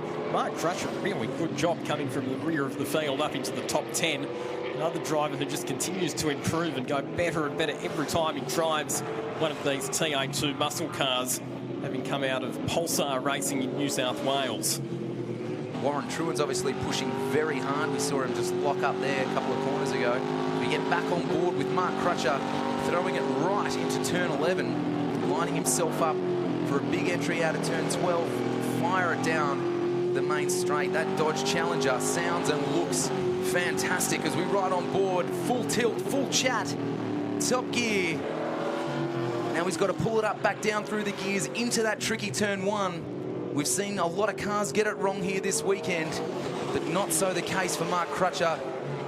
Through cleanly the run to turn 3. But someone who isn't letting him march off into the distance is Warren Truan in his Chevrolet Camaro right on the bumper. And Warren Truan, a driver who's come out of HQ Holden Racing, another category where it's all about being smooth and precise.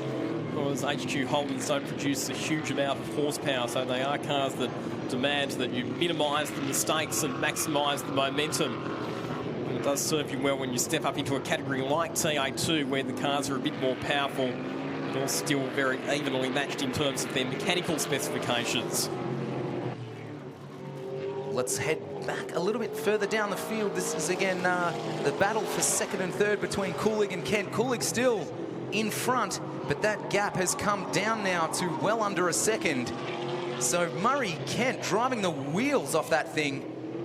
And unfortunately for Michael Kulig, he's now got a lot of silver in his mirrors, and he's going to have to keep it very tidy because Murray Kent is on the charge.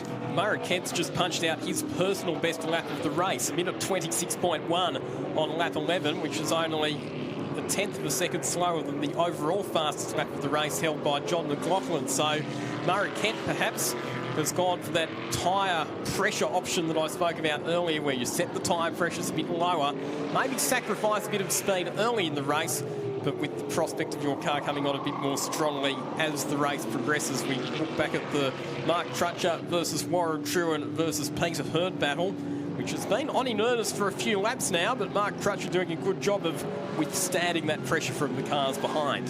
We are on board with Crutcher now, sitting in 8th. This is the battle for 8th. Unfortunately, we can't see the 2 cars that are sitting right behind him, putting on a lot of pressure. Oh, Oh, Warren Truant getting right up on the curb there at turn number 7 and kicking up a fair bit of dust as well. Mark Crutcher would have loved every second of that because that's just given him a little bit of breathing room. He did well to save that, Warren Truant, but it has cost him a lot of time and several car lengths to Mark Crutcher, who's just been able to skip away down the road. And I think Peter Hurd would have had to have taken some pretty evasive action there too to not run into Truant as he rejoined the track. Because it looks like Hurd's lost a little bit of time on Truant as well. So well done, Mark Crutcher. He was able to hold off that pressure. As we now have a look at Coulter getting passed by Bill Robinson. He made that look easy as Coulter's still nursing some sort of issue. Yeah. He's got no pace in the number 11 car at the moment. I wonder if it's a gearbox issue or something else that's affecting the straight line performance. Whatever the case, at the moment, Michael Coulter is just limping that car around to try and get it to the finish because, like I said, a DNF is a disaster, but provided you can get to the checkered flag, even if you're down the order a fair way, there's still big points to be gained. This is the Mustang of Brett Nile that we're watching. No, let's head back to the replay of what happened with Warren Truant, who just got a little ambitious there and ran onto the inside of the corner. That's, don't know what he was trying to do there, but that's not going to get an overtake done, that's for sure. Back to the battle of Brett Nile, trying to hold off Cheney, who's run a really good race. He's done a good job, actually, Graham Cheney's come back from that spin that we saw at turn 1 earlier on. So he's still in 7th position, Graham Cheney, and obviously pushing on to try and make up for lost time because he is another driver who has just punched out his personal fastest lap of the race. Turning our attention back to the contest for positions 2 and 3. Only half a second separating Michael Coolidge and Murray Kent. And once again, it was Kent who was 0.4 of a second quicker than Coolidge on the previous lap. As they start to charge through some back markers there, Chris Formosa doing a good job in the general lead to get out of the way and not impede the fantastic battle going on between these two.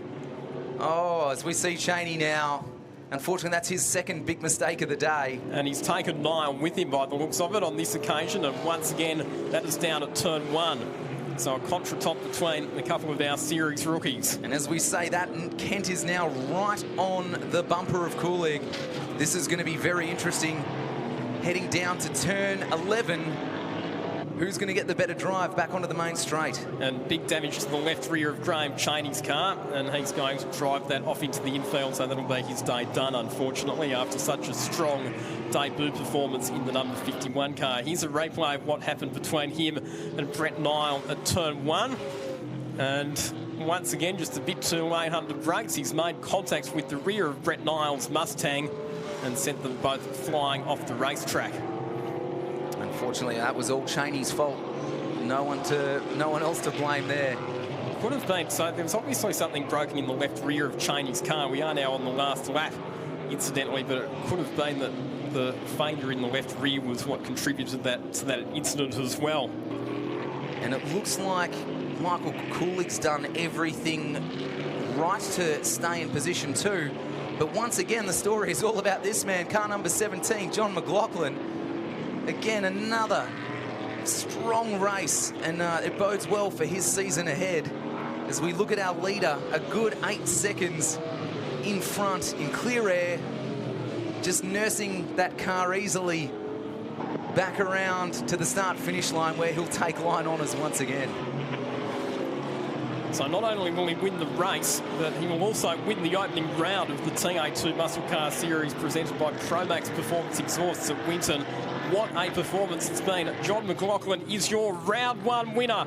The TA2 cars here at Winton Motor Raceway. And a comprehensive win it was as well in the end, Luke. More than 8 seconds back to our second place driver, Michael Coolidge. And just holds out Murray Kent by 7/10 of a second in the battle for positions 2 and 3. And in shot there was a back marker, Michael Coulter. Unfortunately, I'd love to know what was going on in that car because we just watched him plummet down the order like a stone. So obviously nursing some sort of issue. There he is on screen, the number 11. No idea what happened to him. It was such a strong start, and then all of a sudden, he just plummeted. Back on board with Russell Wright. Russell Wright recovering from a spin that we saw up at turns 6 and 7. And he's managed to recover for what will be a top 5 finish in car number 55, but still very much a weekend of what might have been for Russell Wright after the supreme performance that we saw from him in qualifying, where he took pole position and won the opening race. The 2017 champion takes this very seriously. I think he's going to be kicking himself. He's going to be pretty disappointed coming out of this weekend, so I'm really looking forward to seeing what he brings to the next round, because this battle is far from over. Mark Crutcher, that's the drive of the race for me. Back of the grid up to 6th position. He will have loved every minute of that race, Mark Crutcher. Fantastic performance from the driver of the number 4 Dodge Challenger. Confirmation of your race results: Warren Truan in 7th position, followed by Brett Nile, Peter Hurd and Christopher LaRosa rounding out our top 10 finishers. The Promax boys will be loving this. Also, Graham Smith, 4th position, his best race result of the weekend and best of the rookies. And fantastic drive from Graham Smith. The battle of the Grahams, as you called it earlier on. Unfortunately, Cheney, not the cleanest race from him, with a couple of big mistakes. In 11th, Paul Hadley, Bill Robinson, Michael Coulter finishing in 13th. As we look at our race winner pulling into some jubilation and a big round of applause there in pit lane, you can almost see the smile through his helmet. As we go back to the race start, it was Kent with the inside line. Both cars, him and McLaughlin, had a great jump as we get on board with Russell Wright diving down the inside into turn 1 as well. All the cars made it through cleanly. There's Coulter in 4th at this point. Not making it through so cleanly, unfortunately. The cars of Christopher Formosa and Warren Truan involved in that incident as well. Elbows were certainly out at the start of this race. Peter Hurd having to take some evasive action there as well, and there is Christopher Formosa collecting one of the AASA signs on the front of the number 49 Dodge Challenger. Thankfully not too much severe damage to any of those cars. And Murray Kent, well, he led initially, didn't he? But John McLaughlin did a great job of keeping the pressure on throughout the opening segment of the race. Michael Coolidge was never too far away from that action. Back on board with Mark Crutcher, your drive of the day, Lockie. Yeah, really good performance. We saw some fantastic overtaking manoeuvres from Mark Crutcher. And meanwhile, the carrier of our other onboard camera, Russell Wright, he was on a bit of a mission as well to work his way back up inside the top positions. Battle for rookie honours was well and truly on. Michael Coulter, unfortunately, was having a few problems with his car, which led to him being relegated back a couple of spots at turn 10. As we watch Graham Cheney get the job done and open the door up too for Graham Smith behind him. Here's Russell Wright going past Chris Formosa, who took an excursion off the track. And then he did the same thing a lap later, going the long way around. And this was, unfortunately, the end of the battle of the rookies for Cheney, getting it all wrong into the entry of turn 1. But your race leader at this point, soon-to-be race winner, McLaughlin, just storming away. This was a good battle, wasn't it? Mark Crutcher, who had done such a great job of picking up positions, then found himself having to play a bit of defence to hold out Warren Truan and Peter Hurd, but it was Crutcher who kept it mistake-free and on the black stuff. Brett Nile, too, was trying to make that Mustang very wide as he was hunted down by Cheney, who was trying to make up for lost time. Cheney driving a little bit too hard and unfortunately completely missed his braking point there and took Nile with him. So it was actually the contacts from the back of Nile's car with the left rear of Cheney's car on the rotation that caused that damage. And back again to the battle between Coolidge and Kent for second. But it just opened the door and left it wide open for McLaughlin to walk away with it as he strolled into the sunset once again to take another fantastic race victory here at Winton. So full credit to him, hats off. He's had a great weekend. A little bit of luck involved there yesterday, coming off better than Russell Wright with that incident into turn 5 in race 2. But that's motorsport for you, Lockie. It can be a cruel mistress, and sometimes it's all about right place, right time. So let's go down to Kylie in pit lane with our race winner. Well, John McLaughlin, you're a little happier to see me this time round. You're a little cranky after this morning's race, but you're pretty happy now. Yeah, I mean, all weekend we've had the pace to be at the front, and I just haven't been able to utilise it too much. So to get that pass done early on in this race allowed me to put a gap on the rest of the field, show what pace we actually have in the car, and yeah, I had a good race. And how important is it for you to leave this weekend winning the round as well? Obviously, it's a great start to the season, so we're in it for the long haul, get the championship, go for that. So to come out on top after the first weekend is a perfect way to start, really. Yeah. Well, congratulations. Enjoy it with your team. It's well earned, I know. I can tell, John. It's pretty hot work out there. Second in that race, and a great weekend for you too. Michael, you've really earned that one, haven't you? Oh, yeah, that was tough. That was real tough, but it was probably that's the best result I've had. I thought third was it, and we bettered it by 1, which is really good. Really, really happy with that, and I'll take it. And I've never felt as good in a long time, especially in this category. It is hard racing, and it's really close. And when you can do well, oh man, it's so rewarding. You just, elation, man, God, so good. He doesn't even look like he's broken out of sweat. I don't believe it was as hot as you say it was. I'm puffed, yeah, I'm puffed. Don't sweat much, so. Don't sweat much, look cool as a cucumber. And we might head over to our third place winner, Murray Kent. By contrast, you do look a little puffed. Geez, tough racing in these conditions. Oh, it was, yeah, forgot the cool soup, that's all right. Yeah, we got there in the end. Yeah, tried a different strategy with tyres and a bit weaker at the start, but congrats to John and Michael, they did a fantastic job. And you say it is a bit of a strategy game with tyres and tyre pressures and setups, and it just cost you a little bit in the end. Oh, I did early on, but that's a mistake we'll learn from. Yeah, I nearly stuck in the wall, so but I didn't, so that's good. But great weekend. Commiserations to Russell Wright and a few others that banged up their cars. Rusty probably missed out on top spot this weekend, unfortunately, but John's clearly a superstar of the future. So, yeah, congrats to him. Terrific. So nice opening round, and you got there in the end, and what Had a great weekend. Thanks to my crew, Phil, Jason, Gary. Couldn't have done it without them, and g'day to Julie and the kids as well. All right. Better let you cool down. No cool suit. That makes it tough conditions in 30-plus degree heat. There you go, Luke. Pretty excited at podium winners in TA2 Muscle Cars. Lots of smiles down there for sure, Kylie. Can you ask him if you can borrow a cool suit? That might come in handy in these sorts of conditions. As we get set for our next race, the Thunder Sports Race 4. This is going to be 12 laps of fury because, Lachlan, it is going to be a reverse grid start. So that is going to be sure to shake things up from the get-go. Correct. So the way this will work is that the grid positions will be reversed within the classes. So the Class A cars will still start at the front of the Class B cars, but the positions within each of those classes will be inverted. So that sees the Lotus of Hayden Morrell starting on pole position. Brent Edwards alongside him on the front row of the grid. Merrick Maloof and Daniel Flanagan off the second row, back then to Sam Collins and Brett Mitchell. Corey Gillett next ahead of Mark Tracy. And then we go back to Stephen Shilby and Nathan Rourke. There is confirmation of your top 10 starting positions. I can't wait to see Stephen Shilby carve it up from position 9. This is going to be very interesting. But then again, that Lotus Exige, if it's got some clear air out the front into turn 1 and 2, could find itself with a little bit of a lead. Don't know if Brett Edwards is going to have anything to say about that, though. Get the elbows out into turn 1.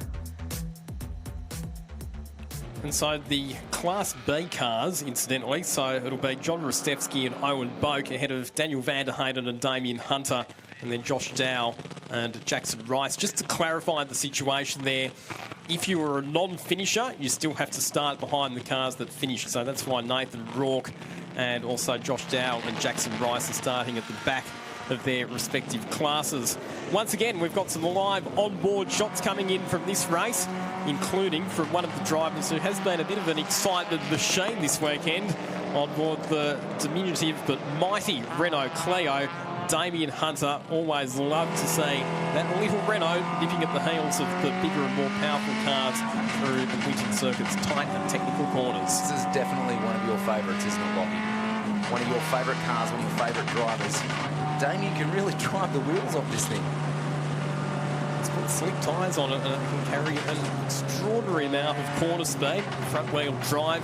Done a lot of work in the off-season, focusing on making the thing as light as it possibly can be, because that's one of the advantages as well, is the power-to-weight ratio. And he has won Class B in all 3 of the Thunder Sports races that we've seen so far. The car at the head of the queue, incidentally, which is the lead-out car with the yellow lights on the roof, Paul Cornell, who's one of the track maintenance staff here at Winton Motor Raceway. Normally you would see him racing in Thunder Sports, but he had a lot of work to do on the track edges, so couldn't quite get his car ready for racing, but still loving being part of the action here at Winton this weekend. This is going to be a fantastic start. Once again, it is a rolling start. You can differentiate the classes, Class A and B, by the stickers on the windscreen if you're out in the crowd today. So the Class A cars all have white banners across the top of their windscreen, and Class B have the black banners. So as we prepare to get underway, the cars are rounding turn 11 as we speak. The safety car has pulled off. We wait for the lights to confirm we're about to go racing. They are on. We are set to go racing for Thunder Sports Race 4 as we wait for them to go out and who's going to get the jump. Here we go at Winton for Race 4 of the Thunder Sports, and it is the Lotus Exige with the inside line into turn 1. Daniel Flanagan, though, round the outside and contact, which is going to say Morell's car spin in front of the pack. Cars going left and right to take evasive action, and thankfully, I think they've just about all missed a head-on collision with that Lotus. He got squeezed up on the inside there by Daniel Flanagan, who was on the outside, and unfortunately, the car that started this race at the front now goes spinning all the way to the tail end of the field. It's pure math. 2 does not go into 1, and the straight narrows from 11 metres to 8 metres as they get to turn 1, as we jump on board with Damien Hunter, who's trying to get past the Mazda MX-5 of Owen Boak, staring at the tail lights. This is fantastic footage. Look at him work that wheel. Could look to cut in on the inside here of turn number 7. We've seen a few cars get the job done here. Did Damien get it done? He has. I was trying to look in the left-hand rearview mirror there to see if he had successfully executed that manoeuvre. Owen Boat gave him just enough room on the exit, and we've got a yellow flag situation. We have a safety car on the circuit. I believe that's the Lotus. Indeed it is. So Hayden Morell's car has ground to a halt on the exit of turn number 2, and hence the reason for this full-course caution situation. So let's see exactly what happened. Off the start, he looked like he had the run, the inside line, and then out of nowhere, Merrick Maloof. Oh, you'd think he got a bit of a tap at the back there from Merrick. I think so. I think that replay tells the story. How good was the evasive action from the rest of the field to avoid colliding with Morell's Lotus? Cat-like reflexes, and we just saw Sam Collins there at the very front of the picture. He did well to avoid the wall. That would have come up on him very quickly, but unfortunately that is the end of the day for car number 861, Hayden Morell. We were looking forward to seeing what that Lotus Exige had, and unfortunately we're not going to get a chance to see it. So under safety car conditions, Daniel Flanagan, the leader of the race, Merrick Maloof second. Back to Brett Mitchell, Mark Tracy, Corey Gillett, Brent Edwards in 6th, Stephen Shilby 7th ahead of Sam Collins. Both those drivers got caught out there, having to go wide and off the road to avoid the Lotus at turn 2 at the start. And Damien Hunter, this is a reverse grid race. Hey, check that out. He's already come from the back of Class B to the lead of Class B within 1 lap of racing. So this safety car has not hurt him at all, because now it gives him a chance to try and get the jump on Sam Collins just in front of him. That's going to be a bit more of a task though, because that's the Class A cars just ahead of him. Looking kind of calm there. And again, this safety car's not going to hurt a lot of the Class A field, or the likes of Stephen Shilby, who's sitting in 7th, who's probably quite happy about the fact that the grid's being bunched up again. Because, as Lockie was just saying, they all had to take some fairly evasive manoeuvres to avoid that Lotus through turns 1 and 2. So if the race had continued, they would have been making up a lot of time, whereas now under safety car, that's been done for them. They've all been forced to bunch back up. What they will have to be a bit mindful of here at the race start, though, Luke, is not to overtake or overlap before the start-finish line. It can be very tempting when you've got a slower car in front of you to pull out before you actually get to that control line. And if you do that, you will incur the wrath of the officials, and you'll be on the receiving end of the penalty. And the stewards are certainly all over it. They're watching for anything. We want good, clean, safe, fair racing. So lights are out on the safety car, so we will get a race start this time around. Once again, great job from the recovery crews to remove that Lotus from the track very, very quickly. And it is car number 55, Daniel Flanagan, that will lead them through the green flag down the main straight with 10 laps remaining now as they cross the start-finish line into turn 1. And how's that, Mark Tracy? Where did you come from? That must have been a fantastic little restart. Brent Edwards has fallen back off the race start there as well, but Mark Tracy on an immediate charge up the inside. This is for the lead. Move on Daniel Flanagan at turn 3. Now reigning champion in the number 1 BMW E36 is back to the front, or is he? No, Flanagan fights back. A determined switchback manoeuvre from the Canberra driving instructor back down the inside. And Flanagan will try and keep Tracy at bay for as long as he can. I think the red mist has truly descended on that red BMW of Tracy. And I think he's really out for redemption. I don't think he's enjoyed the first couple of races sitting behind Chilby for as long as he had. So he's out to prove something in race 4 today. All over the bumper of that Goodyear number 55. Flanagan having to do some very tidy racing just to hold him off. But around comes Tracy. He's going to have the outside line. Can he outbrake? He does. Regains the lead. A classy move there as Flanagan tucks back in behind Tracy on the charge down to turn 11. And Brett Mitchell lining up for a move on Daniel Flanagan as well. The number 8 Oz truck goes to the inside of the HSV GTS. But Flanagan a bit stronger under brakes. Doesn't have the horsepower, though, to draw back alongside for the switchback. Corey Gillett's made pretty handy progress. And here comes Stephen Chilby, the winner of races 1, 2 and 3. He's going to make a parade line across the start-finish line for the run down into turn 1. And he'll grab 2 spots for the price of 1. Stephen Chilby, he's up to 3rd spot. Corey Gillett trying to go around the long way on Flanagan. And they're still bumping panels into turn 3. But Corey's going to be pushed wide, which could give Sam Collins the chance to sneak up the inside. It does. Flanagan running wide, dropping some tyres onto the dirt. That's going to slow his run to the sweep. Great awareness and great opportunistic move there for Sam Collins in the number 64 Nissan Silvia, taking advantage of Corey Gillett just getting forced a little bit wide of the ideal racing line to fire it down the inside. And here comes Collins again as they round turn 7. But he's going to look for a quick move up the inside, try to dispatch Flanagan as quickly as possible as we ride on board with your man, Damien Hunter, in the Renault Clio, Lockie. He's working that steering wheel. Stuck behind Brent Edwards, who, again, we want to give a bit of a shout-out to, has done a fantastic job just to have that car on track this afternoon. Bailing out on Friday after an accident all the way back down to Melbourne to fix the car to get it back on track. That's a solid effort. And then to have to fix a radiator after some problems in race 1 as well. It's been a never-give-up attitude that has kept Brent Edwards on the racetrack this weekend. Seeing as it's our job, Lockie, he could be in definite contention for the Hard Charger Award. If that's the way that it goes, I'm certainly not going to disagree with you, and I don't think there'd be many people that would. So Gillett behind Collins now through turn 2. Flanagan not far behind either. Let's not discount him from this battle.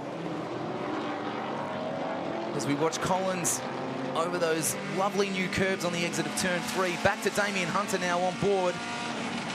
And this is where the Renault's strong under brakes into turn 3. You can see how much extra corner speed he's able to carry, but Brent Edwards was awake to it. Made sure that he kept the door shut so the Renault wasn't able to slip up the inside.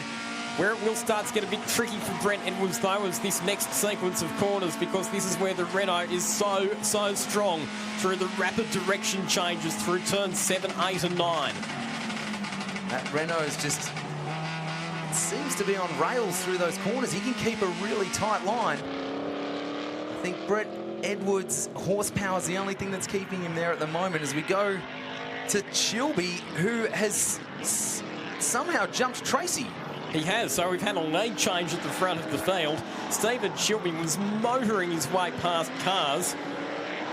He'd set the fastest lap on the previous race, on the previous lap, 1 minute 28.3. And on this particular lap, he's been able to overhaul Mark Tracy, so The number 226 Oz truck goes back to the P1 where it has been right throughout the weekend. Someone certainly after a clean sweep of the weekend as we watch Gillett get it a little bit loose under braking there, carrying a little bit too much speed into turn 1, but it hasn't compromised him on the exit of turn 2 as he takes the inside line. Up inside Sam Collins around turn 3. That's going to get the job done out of turn 4. Sam Collins tried to hang tough around the outside through turn 3, but wasn't quite able to keep Gillett at bay. Good respect shown between both of those drivers to give each other plenty of racing room and not to be unnecessarily exchanging paint. Then again, they've got panels that they can swap between them, of course, the two Nissan Silvias. It's true. Always keen to help each other out. We jump back on board with Damien Hunter, still stuck behind Brent Edwards. That BA Ford Falcon just doing enough to stay in front. Now let's have a look here at how Stephen Chilby got into that first position. Geez, he did that easy on the run down to turn 10. Oh, no, not turn 10. No, you're right. I think it was, yes. So the left-hander there. So he was actually on the outside there for Bowden's Car Care Products turn number 10, but was able to swing across the front of Mark Tracy. And that was a decisive move for the race lead. There's definitely a clear difference in horsepower between that Oz truck and the BMW as we watch the greeny-yellow livery of Brett Mitchell cross the start-finish line. He's currently sitting in third. As we go back to the race leader, and again, we have to ask the question, Lockie, does Tracy have enough in the tank for that BMW? Can he catch him? I'm not sure that he can. I think that Stephen Chilby, you look at the lap times that he's been achieving, is very much the class of the field. And just to add a bit of difficulty into Mark Tracy's race, the officials have imposed a 10-second post-race time penalty on car number 1. Now, remember, cast your mind back to the safety car restart, Luke, when he blasted across the start-finish line, and it looks like he made up several positions. I certainly had wondered where he came from. I have a suspicion that he's transgressed by overtaking before the start-finish line, and the officials have stung him for it. So let's head a little bit down the field here to Josh Dow, who's being hunted down by Owen Boak in the MX-5. A slight difference in horsepower between those two cars, and then behind Boak you've got the VN Commodore of Daniel Vanderheyden. So a good little battle there for 10th spot. And also for what will be third position within Class B as well. Back on board with Damien Hunter, still looking in that ever-familiar rear of Brent Edwards' BA Ford Falcon. You just can't get past him. Catches him in the corners, loses him in the straights. Shifting up to fourth gear, Damien Hunter on the run into turn 11, and then shifting back to third, back to second. These final two corners on the racetrack. Halted in second gear through turn number 12, and then we'll be very quickly up to third gear. Shift up to fourth on the run to the start-finish line. Does he need to use fifth gear at all in the Renault turn 1? No, back to third. Taking in third gear through turns 1 and 2. Does he go to have a look down the inside here at turn 3? He's right on the bumper. Edwards puts the car in the middle of the track and says, you're not having any of that. So once again, they go around in the same order. Damien just left to stare at the back of that Falcon, wondering what can he do to get past. Can't get it done here through the sweeper. And Kylie King's got some news for us from down in the pits. Well, look, just the people you bump into, Lockie and Luke. Jordan boys, we caught up in Adelaide last week for the Super 2, a real Super 2 contender, but you're here this weekend helping out Mark Tracy.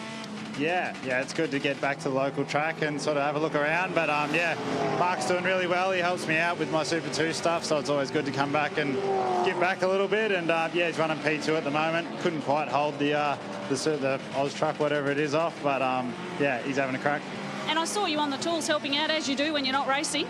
Yeah, I'm not any good at it, but I have a go. So, no, it's something different, and it's good to sort of get back into this level of it a little bit. Obviously, it's pretty elitist what I'm doing now, so it's nice to get to this sort of track and that kind of thing. So, yeah, but I've had a reasonable weekend so far and not too many dramas, so all good. Terrific, and we'll see you in a couple of weeks at the next round in Super 2 as well. Yeah, can't wait for Tassie. How's the modesty there? He can come work on my car anytime. Jordan Boys, one of the up-and-coming stars of Australian motorsport, got a couple of race victories in the Super 2 Series at the tail end of last year. Had a pretty solid run in the opening round in Adelaide last weekend as well. Great to have him here working on Mark Tracy's BMW as we cast our eye back to this battle, which has been going on all race long between Brent Edwards in the BA Falcon and Damien Hunter in the Renault Clio. Where can Damien Hunter make an overtaking manoeuvre? Is it around turn 7, 8 and 9? Or is it in some other part of the racetrack? We'll find out the answer to that question sometime in the next 3 laps, because that's the distance that remains in this motor race. And while we ride on board with Damien, I was just looking at the timing screen, and unfortunately car 55, Damien Flanagan, has just dropped like a stone and is now in the pits.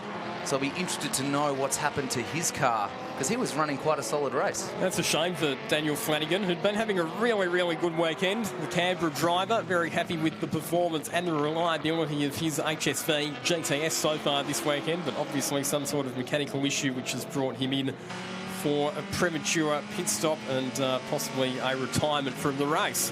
We just saw, as we ride on board with him, Damien Hunter getting one wheel in the air under brakes there into turn 10.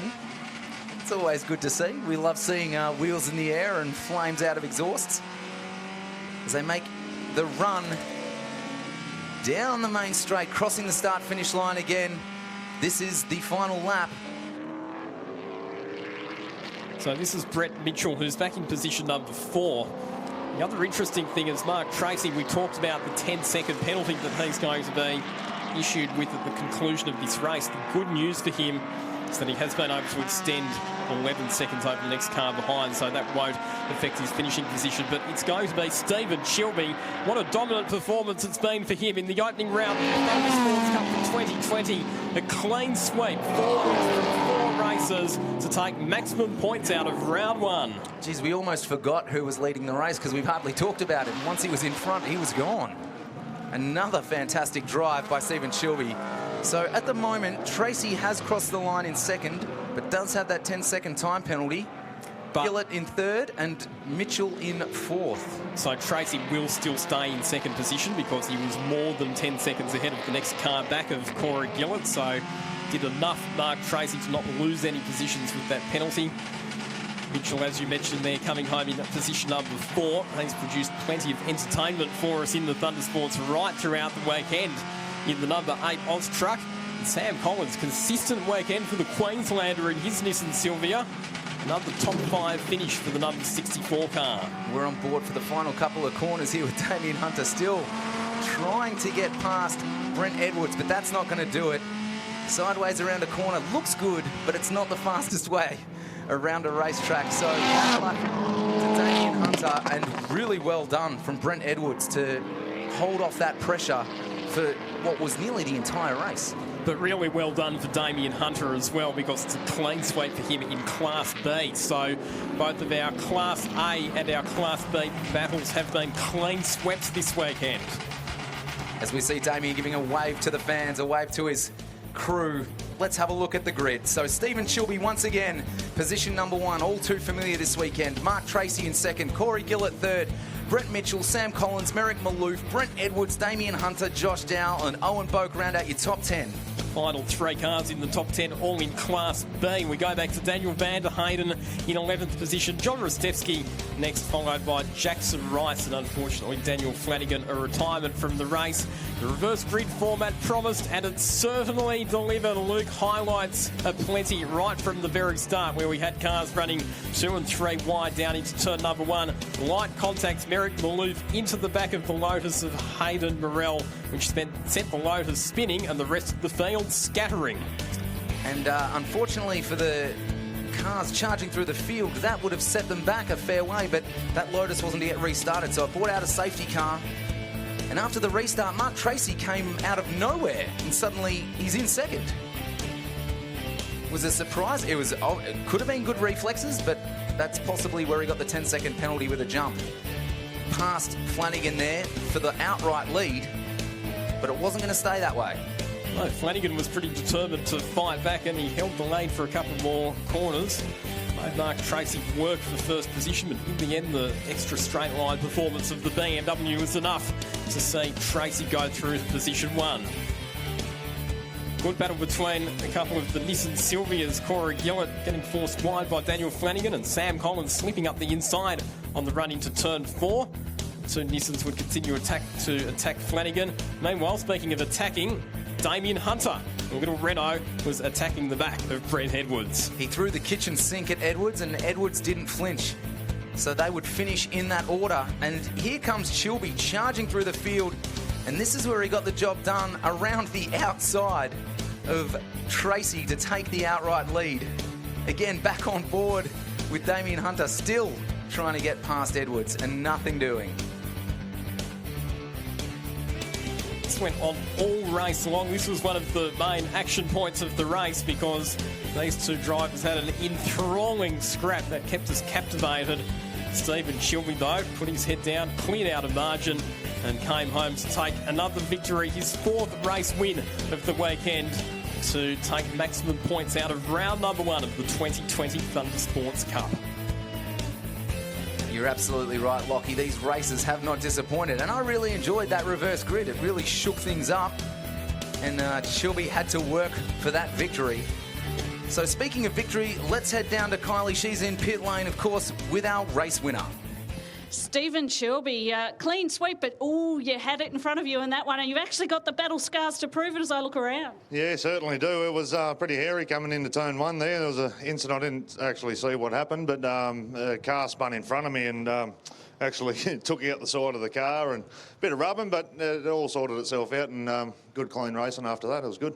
Yeah, you got some horsepower under her, and she moves through the pack all right. Yeah, it was good. As I think just trying to keep the tyres cooler, and they go off pretty quick, so just trying to keep the grip in the car and just be patient, and it all come to me. It was good, yeah. So a nice way to open the account for the year. Oh, definitely. Yeah, it's good jumping on board with Thunder Sports. It's the first event I've done with them, so the whole crew, they're awesome, welcoming, and enjoyed the whole lot. Yeah, it's great.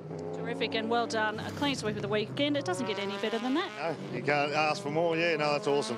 And another familiar face down here. We'll have another word to him. Our Class B winner again in that race. A clean sweep as well for you too, Damien. You've got the best smile in pit lane. I love it. Yeah, we're having a crack, aren't we? And to come away with 4 wins for the weekend. Started not quite at the back in the last race. There was a few DNFs in the 3rd race. So a couple of cars behind us, but it got through. There was a bit of an incident on turn 1, though. We're lucky to escape that, but that was a great race. I was going to say, any injury reports? Stephen Chilby talked me through a few dings and dangs as he made his way through, but hey, she's still looking pretty racy. No, we've had nothing really go wrong with it. We changed the wheel bearing this morning. We had a wheel bearing failure for the first race yesterday.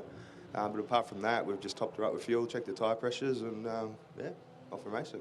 Well, what a weekend for you. Well done, Damien. It sounds like you've really enjoyed this weekend. Yeah, I've had the best time, and thanks to AMRS for putting on the event. It's been fantastic. So. Well, there you go. All smiles, as you'd expect in pit lane, from a couple of fellas that have clean swept the weekend in the Thunder Sports Cup. Absolutely right, Kylie. It's been brilliant to watch, and it doesn't get much better with all this onboard footage. And that's going to continue with our next race, which, of course, is our Motorsport TV Miniature Race Cars race number 5. It's a little 10-lapper. It's fast and furious. The cars are out there now. We're about to get underway just as Chad Cotton, the category manager, joins me in the comm box. Welcome back, mate. Hey, Luke. How's it going? It's fantastic, and I think it's about to get better as we get set to go racing one more time for race 5. Of course, it'll be Gary Roberts and Klein to lead them off from row 1. And we got Matt Tulis, BJ Lemon in 3 and 4 as they round turn 11, get into position for the run down the main straight.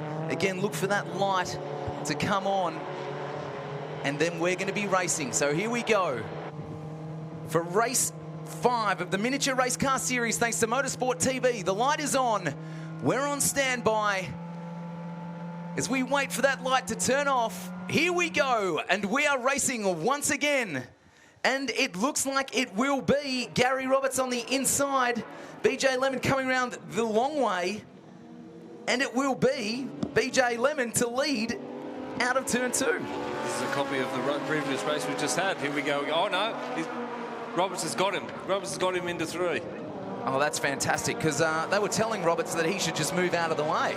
The power of that V8, you know, it's got the torque to get up the hill by the look of it, so that's good news. But you were saying it doesn't actually have power steering, so he's got to really be working hard in there. No power steering, and I caught up with him in the pits after the last race, and it would have been 100 degrees in that car. It was just the temperature in there was astronomical. So Gary Roberts doing very well out front right now, followed by BJ Lemon, and then, of course, Peter Klein in that Shell Helix livery in the ARC Commodore. It looks like he's finally got it sorted out, so that's good to see. He's been struggling with that the whole weekend. As we jump back on board with Matthew Thulis. Sorry, I believe it's pronounced Thulis, isn't it? Let's go with Thulis. Thulis. I'm sure he'll be happy just to hear his name pronounced, even if it is incorrectly. Yeah, he's been having a few troubles, Thulis, so he's a bit cranky in the car, so let's hope that helps him. And it is Craig White now up into second place in front of Peter Klein. But there is your race leader in that fantastic mini muscle car, number 7, Gary Roberts. He's had a couple of good first laps. I just hope he doesn't fade. I think he starts off well, but the temperature just hits him rather than the car, they tell me. So let's hope he can just withstand the heat a bit. Well, not only heat temperature-wise, but he's going to have the heat of the pressure from BJ Lemon looking to come up the inside here at turn 1. He does, and that's going to be enough to lead out of turn 2. And did Craig White get that a little bit wrong? I was expecting him to be up into second or third there. It looks like he got jammed up there a bit. Back on board with Matt. He's currently sitting in 5th behind Peter Klein. The yellow livery of the back of that Shell Helix ARC Commodore. It's easy to spot, and it looks fantastic. Jeez, look at the way you got to wrestle with the wheel inside there. Yeah, it looks like the anger's working for him. He's trying. The red mist has descended as he throws it up the inside of Gary Roberts. And unfortunately, that could be where Gary Roberts starts to move backwards, because Craig White says thank you and comes around the outside as well. And Purdy passed too. Yeah, well, this is the points race, isn't it, this one? So I think they're all going for it. You know, they all want to get to the front no matter what. So this is good racing. Thulis now on the inside of Craig White. Fantastic little move. Now eyeing up Peter Klein. As you can see, Peter Klein just in front there. Matt's going to have a look down the inside of turn 11. Oh, no, he's got a challenge from around the outside of Craig White, who doesn't want to stick behind him. So he's going to dart to the right down the main straight. Try and get him into turn 1. His nose in front, but Thulis has got the inside line. How's this going to go? 2 into 1. Oh, beautifully done by Craig White. As they fly past the commentary box, it'll be BJ Lemon in front position, followed by Klein. White in 3rd, Thulis in 4th, and Purdy looking to make his mark known. He's sitting right behind as we look at this battle here between Craig White and Peter Klein for 2nd spot. They're going to have to get a wriggle on. They don't want BJ Lemon to disappear. Oh, contact from the back, which has forced Klein off the track. And Matt Thulis not too happy about that either. No, I sort of missed that, but it's good to see Pete out there in the Shell Helix car. It's actually the smallest motor in the class. It's only a 1200 air-cooled, and most of the other ones are 1300 water-cooled, so it's great to see it. So let's see what actually happened. I thought there might have been a bit of contact. Yep, there certainly was. All right, you're a racer, Chad. Who's to blame for that one? Well, they say the overtaking car's always in the fault, isn't it? So I'm going to have to say that was Craig, to be honest. Oh. What do you say? Oh, you can break the news to him after the race as we watch Matthew Thulis come around the outside of Peter Griffith. Onto the main straight now we go. There'll be just 8 laps and 7 laps remaining now as they cross the start-finish line. Peter Griffiths has actually had a pretty solid weekend. He's certainly got some straight line speed, Griffiths, doesn't he? He does. As we ride back on board with Thewlis, who's stuck behind Purdy. It was great to see Purdy on the podium again after the last race. How old is he? 6? He's 50. It's just his 7th birthday today, so happy birthday. Geez, I wish I had that talent as a teenager. He's doing very well, so it'll be interesting to see how he goes in ARC. He's probably got a few kilos less than some of the other drivers out there as well, just in pure body frame. As we watch Craig White now get past BJ Lemon into first position. Does Lemon have an answer? Can he bite back quickly? Looks like he's under a fair pressure from Purdy there. Yeah, Purdy's about to get his elbows out here. Could be into turn 10. Is he going to have a lunge down the inside? Well, no, he won't. He'll just tuck it back in on the run to turn 11. Will he wait till 6? He loves that move, doesn't he? Here's the replay of Craig White getting past Lemon. Geez, he made that look pretty easy. But geez, that wouldn't be easy to stop the car that quickly. They actually stopped very, very well. So yeah, you'll notice they don't really lock wheels much. So it's more to the driver than what the car can do. Some serious brake modulation going on inside. Big tyres, big brakes, little car, so it works well. So here we go. Back down the start, finish straight into turn 1. It is Craig White, BJ Lemon, and Purdy in third. This is going to be another cracker of a podium battle in race 5 of our miniature race car series, thanks to Motorsport TV. As we watch Purdy all over the back of BJ Lemon. I'm sure Blake Purdy's crew are urging him on as they come around the sweeper. That bright orange Nippy's livery is going to be looming large in Lemon's mirrors. As they throw it right around turn 6 and 7. It's the tightest part of the track here. And we know Blake enjoys some overtaking manoeuvres through this twisty part of the track. He's trying, but nothing doing. BJ doing some fantastic defensive work there to keep Blake in his rear vision. Blake's doing a great job of keeping the pressure on him and keeping it tidy at the same time, which is, very professional.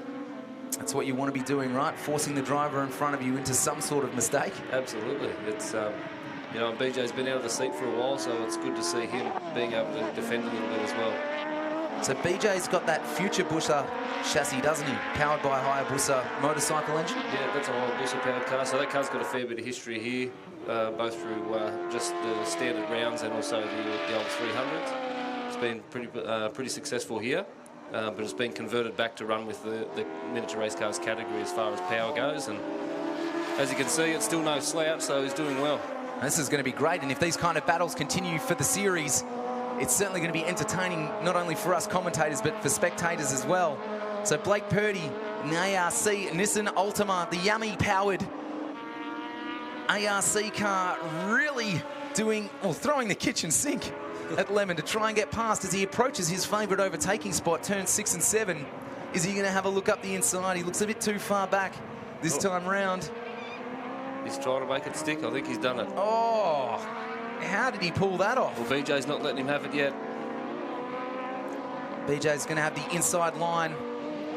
But now, Blake's got the inside line through turn 9, and well done. Geez, that's a cool head on some very young shoulders there. Absolutely. He waited for the right time for that, and that's awesome to see. And I'm sure the spectators are loving every minute of this battle.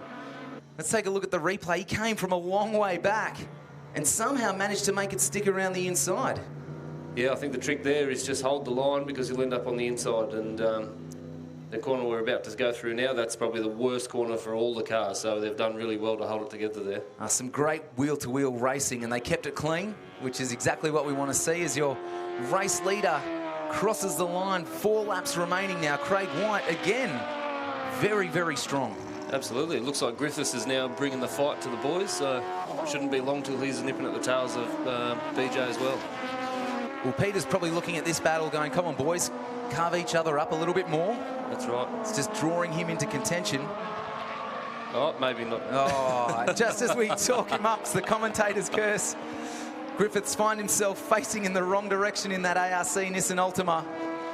Unfortunately, that's probably going to be the end of his race. So we'll turn our attention back to BJ Lemon chasing down Blake Purdy. Let's see if he's got anything left in the tank for these final few laps. We've got about 3.5 laps remaining of this race. Nathan Purdy doing a fantastic job this weekend. Let's see Peter get it all wrong into the entry of turn 3, just carrying a little too much speed there. Way too much speed. Looks like he got on the gas a bit early there, but... Okay, so as we rejoin the action, Chad, seeing as I've got you up here with me, you're the pro, let's jump on board with Matthew and talk us through a lap. Not a problem. So there we are. He's Thullis going through 10 there. That's a great spot for the cars lifting the wheel. We can get about 10 inches of lift on the inside wheel there. It really gives the cars grip. So back to second here into the short burst. And then onto the straight. So it's just, you can get on the power early here and it sort of sets you up. I mean, they've got great grip. So getting on the power early really is a necessity to be anywhere. So into turn 1, so super late brake. Following the apexes and even riding them slightly. Looking at the wall, that's huge. I bet that comes up quickly. It does. So into 3, which is, as we're saying now, great with the new ripples. And you'll see Thullis rides them in a big way, loves the curbs, gives it plenty more track to drive on. So you pull 4th gear here and into the sweeper. It's actually quite smooth, that car, in consideration to the others. It's great. Into Purdy's. Newly nicknamed Purdy corner. So to the cleavage. So this, although it feels slow through here in all cars, you're actually flying. I think we still go through there at about 90 k's an hour. So it's quite good. You can see the car, as I was saying earlier, bucking and trying to fight back. And now headed back to 10. So this is a big corner for late braking into. A lot of positions are made here if you've got it to brake late. So nothing to really gauge on with Thullis there, but he's very good at 10. So. And how much of a factor is the heat today? Because it is quite warm here at Winton. We're at 30 degrees right now. So how hot is it in those cars? Well, I tell you, it's funny because they're open on the side, so it looks like they have a lot of airflow, but in actual fact, you get next to nothing coming inside the car. So yeah, it's warm, and that motor's on the underside of a piece of tin there, so you really feel it. So a very solid that there from Matthew Thullis. But of course, it is Craig White, your race leader, setting the fastest lap of a 1:33 flat. He's a good nearly 3 seconds in front of Blake Purdy. Don't know if Purdy's going to catch him at this stage with a little over a full lap to go, about a lap and a half. As we look a little bit further down the field, Klein trying to catch Griffiths after Griffiths got it all wrong through this very corner. Yeah, so we've got 1200 versus 1300 water cooled here, so you really see the difference on the straights where they start to pull, especially this late in the race where the heat is a big factor. The air cooled seem to get a lot of heat soak in the motors and they start to get fairly tired about now. And what about the tyres? How are they going to be feeling? The tyres are quite good, so we've all changed to the Kumo tyres, and the compound that we run, all the cars run the same, the future cars and the Aussie cars, and they actually come onto temperature and stay there. They don't fade away like the old style we used to run. So how many sets do you go through on a weekend like this? We actually use the same set for the whole year, so same set of brake pads, same... Okay, so we're going to turn our attention back now to the race leader. It is Craig White. Another flawless run from him as he heads down the start-finish straight for the final time. The checkered flag waves. Ladies and gentlemen, your winner of race 5 of the Motorsport TV Miniature Race Cars. Round 1 here at Winton. It is Craig White. And I think he's going to be very happy with his race results this weekend. Of course, hats off to the young Blake Purdy, who brings it home in second. And BJ Lemon will round out the podium in third. There we go, a hand out the window to the fans and the family. Another great race here this afternoon here at Winton. The boys have done well, and hats off to the mini muscle too. You know, built through the week to get it here. The little HQ and persevered through the heat. So well done to everybody on that team. Well, I was going through the social pages a little earlier on, and the photos of that mini HQ just seemed to get hundreds of comments. Absolutely. It's a crowd favourite. They're fantastic to look at. And, you know, when I say they built it in a week, it was the whole lot, the chassis, the motor, everything from scratch. So, I mean, they've been working on the body for, 6 months now. And but, they've built the whole car, and it's running flawlessly. It's finished every race, so well done. So a fantastic effort to all the racers out there today. But, of course, it was Craig White that was going to be victorious, taking out the #1 spot, followed by Blake Purdy, BJ Lemon in third. There's your podium. Matthew Thewlis in fourth. Peter Griffiths in fifth, who could have been a little bit further up the order until he found himself backwards around turn 3. Peter Klein, and then Gary Roberts, your 7 finishers for today's race. Let's have a quick look at the highlights before we head down to our podium finishes. It was great to ride on board with Matthew Thewlis throughout the race. Again, Gary Roberts got off to a great start in that mini muscle car, leading lap 1. But it wasn't to stay that way, unfortunately. No, I think the heat just got to him there, but great drive all round in the new car, so congratulations. Love that on-board stuff with Matthew. So we see Craig forcing the issue down the outside. BJ Lemon into turn 1. That's where he took the lead over Gary Roberts. And that opened the door too a little later on for Craig White to come charging through. Well, they say rubbing is racing, and there was certainly a bit of that. Riding back on board with Thewlis into turn 4. Loving those new curbs, as you were saying. Oh, they're phenomenal, aren't they? Yeah. They look great and they work. So, a little bit of contact there. Chad, you seem to think Craig was in the wrong. And that forced Peter Klein to off the track and take the long way around. This is where the battle between Thewlis and Griffith started to heat up. But this was the manoeuvre that ended the race. Craig White overtaking Lemon to get into first there. Just started to streak away. Then we watched this battle unfold for second spot between BJ Lemon and Blake Purdy, who showed a really mature head and really mature racing. And he just bought his time and got the job done eventually around turns 7, 8 and 9. He really enjoys the twisties up there. Yeah, he's very quick through the back section. I'll give him that. He's, like you say, he's definitely got his head screwed on. And this is where Peter Griffiths got it all crossed up, coming out of turn 3, just a little bit too fast. And there he is, the familiar green and white livery of car number 347, Craig White. Another victory, another solid drive as he takes the checkered flag. And I guarantee he's going to be grinning from ear to ear. So let's see if I'm right. Let's head down to Kylie, who's got Craig in pit lane. Yes, Craig White, we've been catching up all day today, really. So another nice way to finish off a hectic day. Yeah, it was a good finish at the end of the day. Bit of an upset in round 2, race 2 with a DNF, but all in all, good. Had a bit of a come together with Pete there, so I apologise for that. But all in all good bloody weekend, and enjoyed it totally. And thank you very much. You'll be looking forward to having your sparring partner, Chad Cotton, out there next time, hopefully. Yeah, we've enjoyed him in commentary, but I think you want him out there. Yeah, it'd be good to have him back. Like he's a bloody good competitor, and he's a good starer, and he's a good person to learn off. So, and hats off to him for what he did for me this weekend again. Beautiful. So that's right. Gave up a componentry part for him to get back on track, and gee, he's a young fella who's been on the pace all weekend. Some great results. What a weekend for you, Blake. Yeah, it's definitely been a good weekend. Ever since Friday when we rocked up, car's just been hooked. So it's good to see that it's still got grip in the final. So yeah, comes out with a third. Couldn't be happier, I bet. Second, so. Yeah, don't rip yourself off yet. Yeah, it was definitely hard with the hot weather.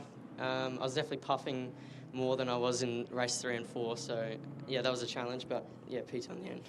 Well done, young man. We're only 15, plenty more racing to come. I think I'll be tracking you down in pit lane for many more years. So well done, young man. And BJ, oh, geez, tough conditions out there, but geez, nice to get to the end of it, a successful weekend for you. Yeah, we had a horrible race the last one. It was leading and stuffed it, but yeah, happy to finish on on a high. So it's very good. Yeah, it's pretty easy this category to be leading and then to fall back, but you can always make up a bit of ground. That's, I think, what I love about it. Yeah, it's fantastic. And, you know, these guys are in your mirrors. You just push, push, push. And, yeah, I just got it wrong, but it was good. Last race was fantastic. So very pleased. Terrific. Good to see you smiling. A hectic weekend. You boys have put on a terrific show, so thanks so much for the entertainment. Thanks for having us, AMS. And just to say hello to my wife and kids. Thank you. See, he knows where he's going home to. If he wants to go racing again next time, do the thank yous. There you go, Luca. Some more happy winners from the lane. Thank you so much, Kylie. Great job once again. And yes, BJ Lemon certainly knows where his bread's buttered. And I'm sure that's going to allow him to get back out on track next time. But I'm going to give a huge shout out to Chad Cotton for joining me in the comm box for that race. And we look forward to seeing him back out on track at the next Mini Race Car Series round. So let's turn our attention to the calendar, because we head north to Morgan Park on the 3rd of April for the Australian Motor Racing Series Round 2, where the battles are sure to be hot, just like the weather. And if the racing up there is, or if the racing down here is anything to go by, Morgan Park is going to be an epic showdown. We can't wait for that. After that, we head to South Australia at Tailem Bend at the end of May. We come back to Winton once again mid-July, then back north to Queensland Raceway on the 7th of August. Sydney Motorsport Park is round 6 on the 25th of September. And then to see out our final round, we'll head to New South Wales and Wakefield Park on the 13th of November. And we'd love to see you out at your local track, or whatever you would class as your local track. But if you can't join us at the track, don't forget you can stream live on our Facebook page or catch us on TV.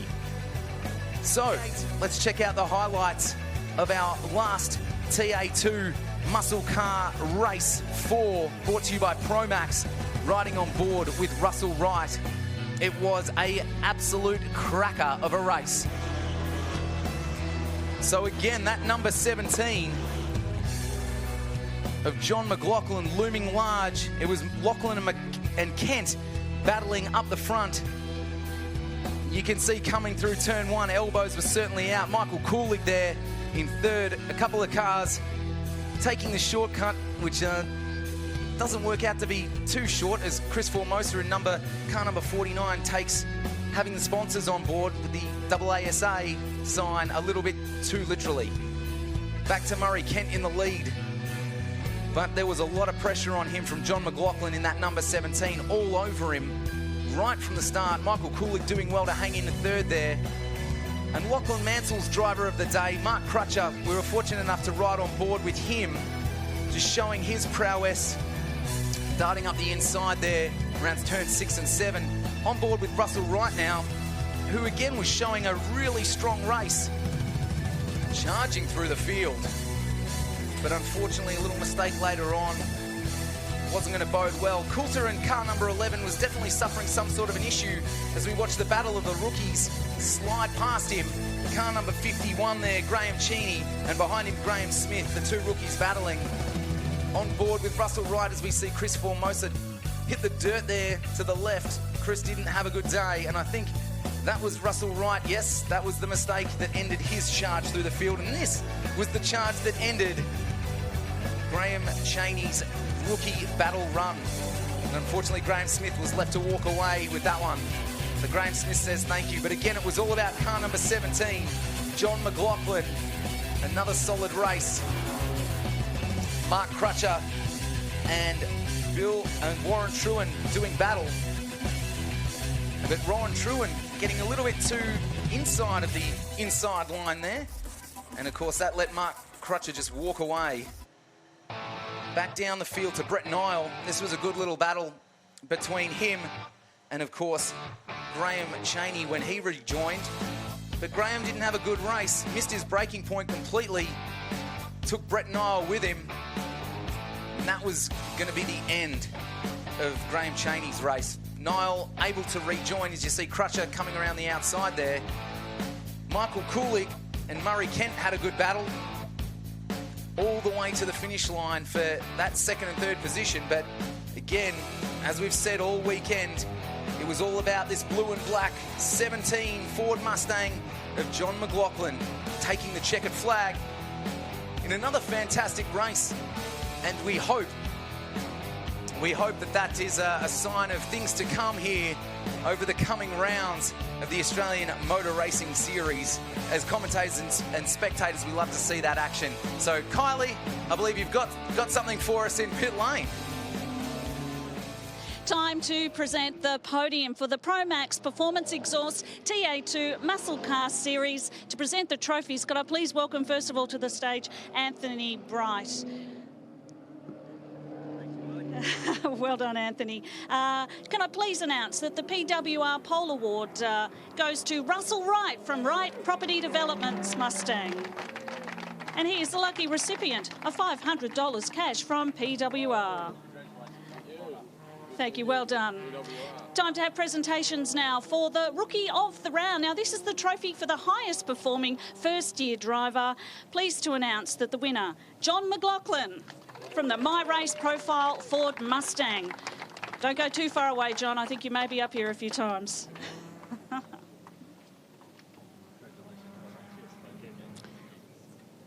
Congratulations. Now I'd like to announce the Masters Award for the highest placed driver over 50. In third place, Paul Hadley from Illawarra Engineering Camaro.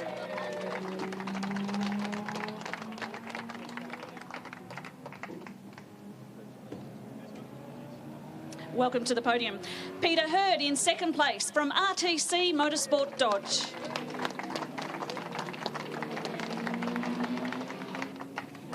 And in first place, please welcome Graham Smith in the Ford Mustang. And it must be said, he's won it by just 8 points. So pretty competitive stuff. So congratulations to Graham Smith.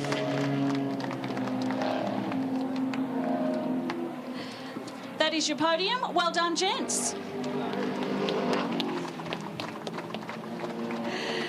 Okay, it's time for our outright podium now, and top three outright in the Pro-Max Cup points score. Third is Michael Coolig from Retraceable Tarps Mustang. Nice little points haul of 201 for the weekend. Second, Murray Kent from the Retro Motorsport Fit Flask Camaro, 207 points. And I hope he hasn't gone too far away because we need to give him a big round of applause because your round winner is John McLaughlin.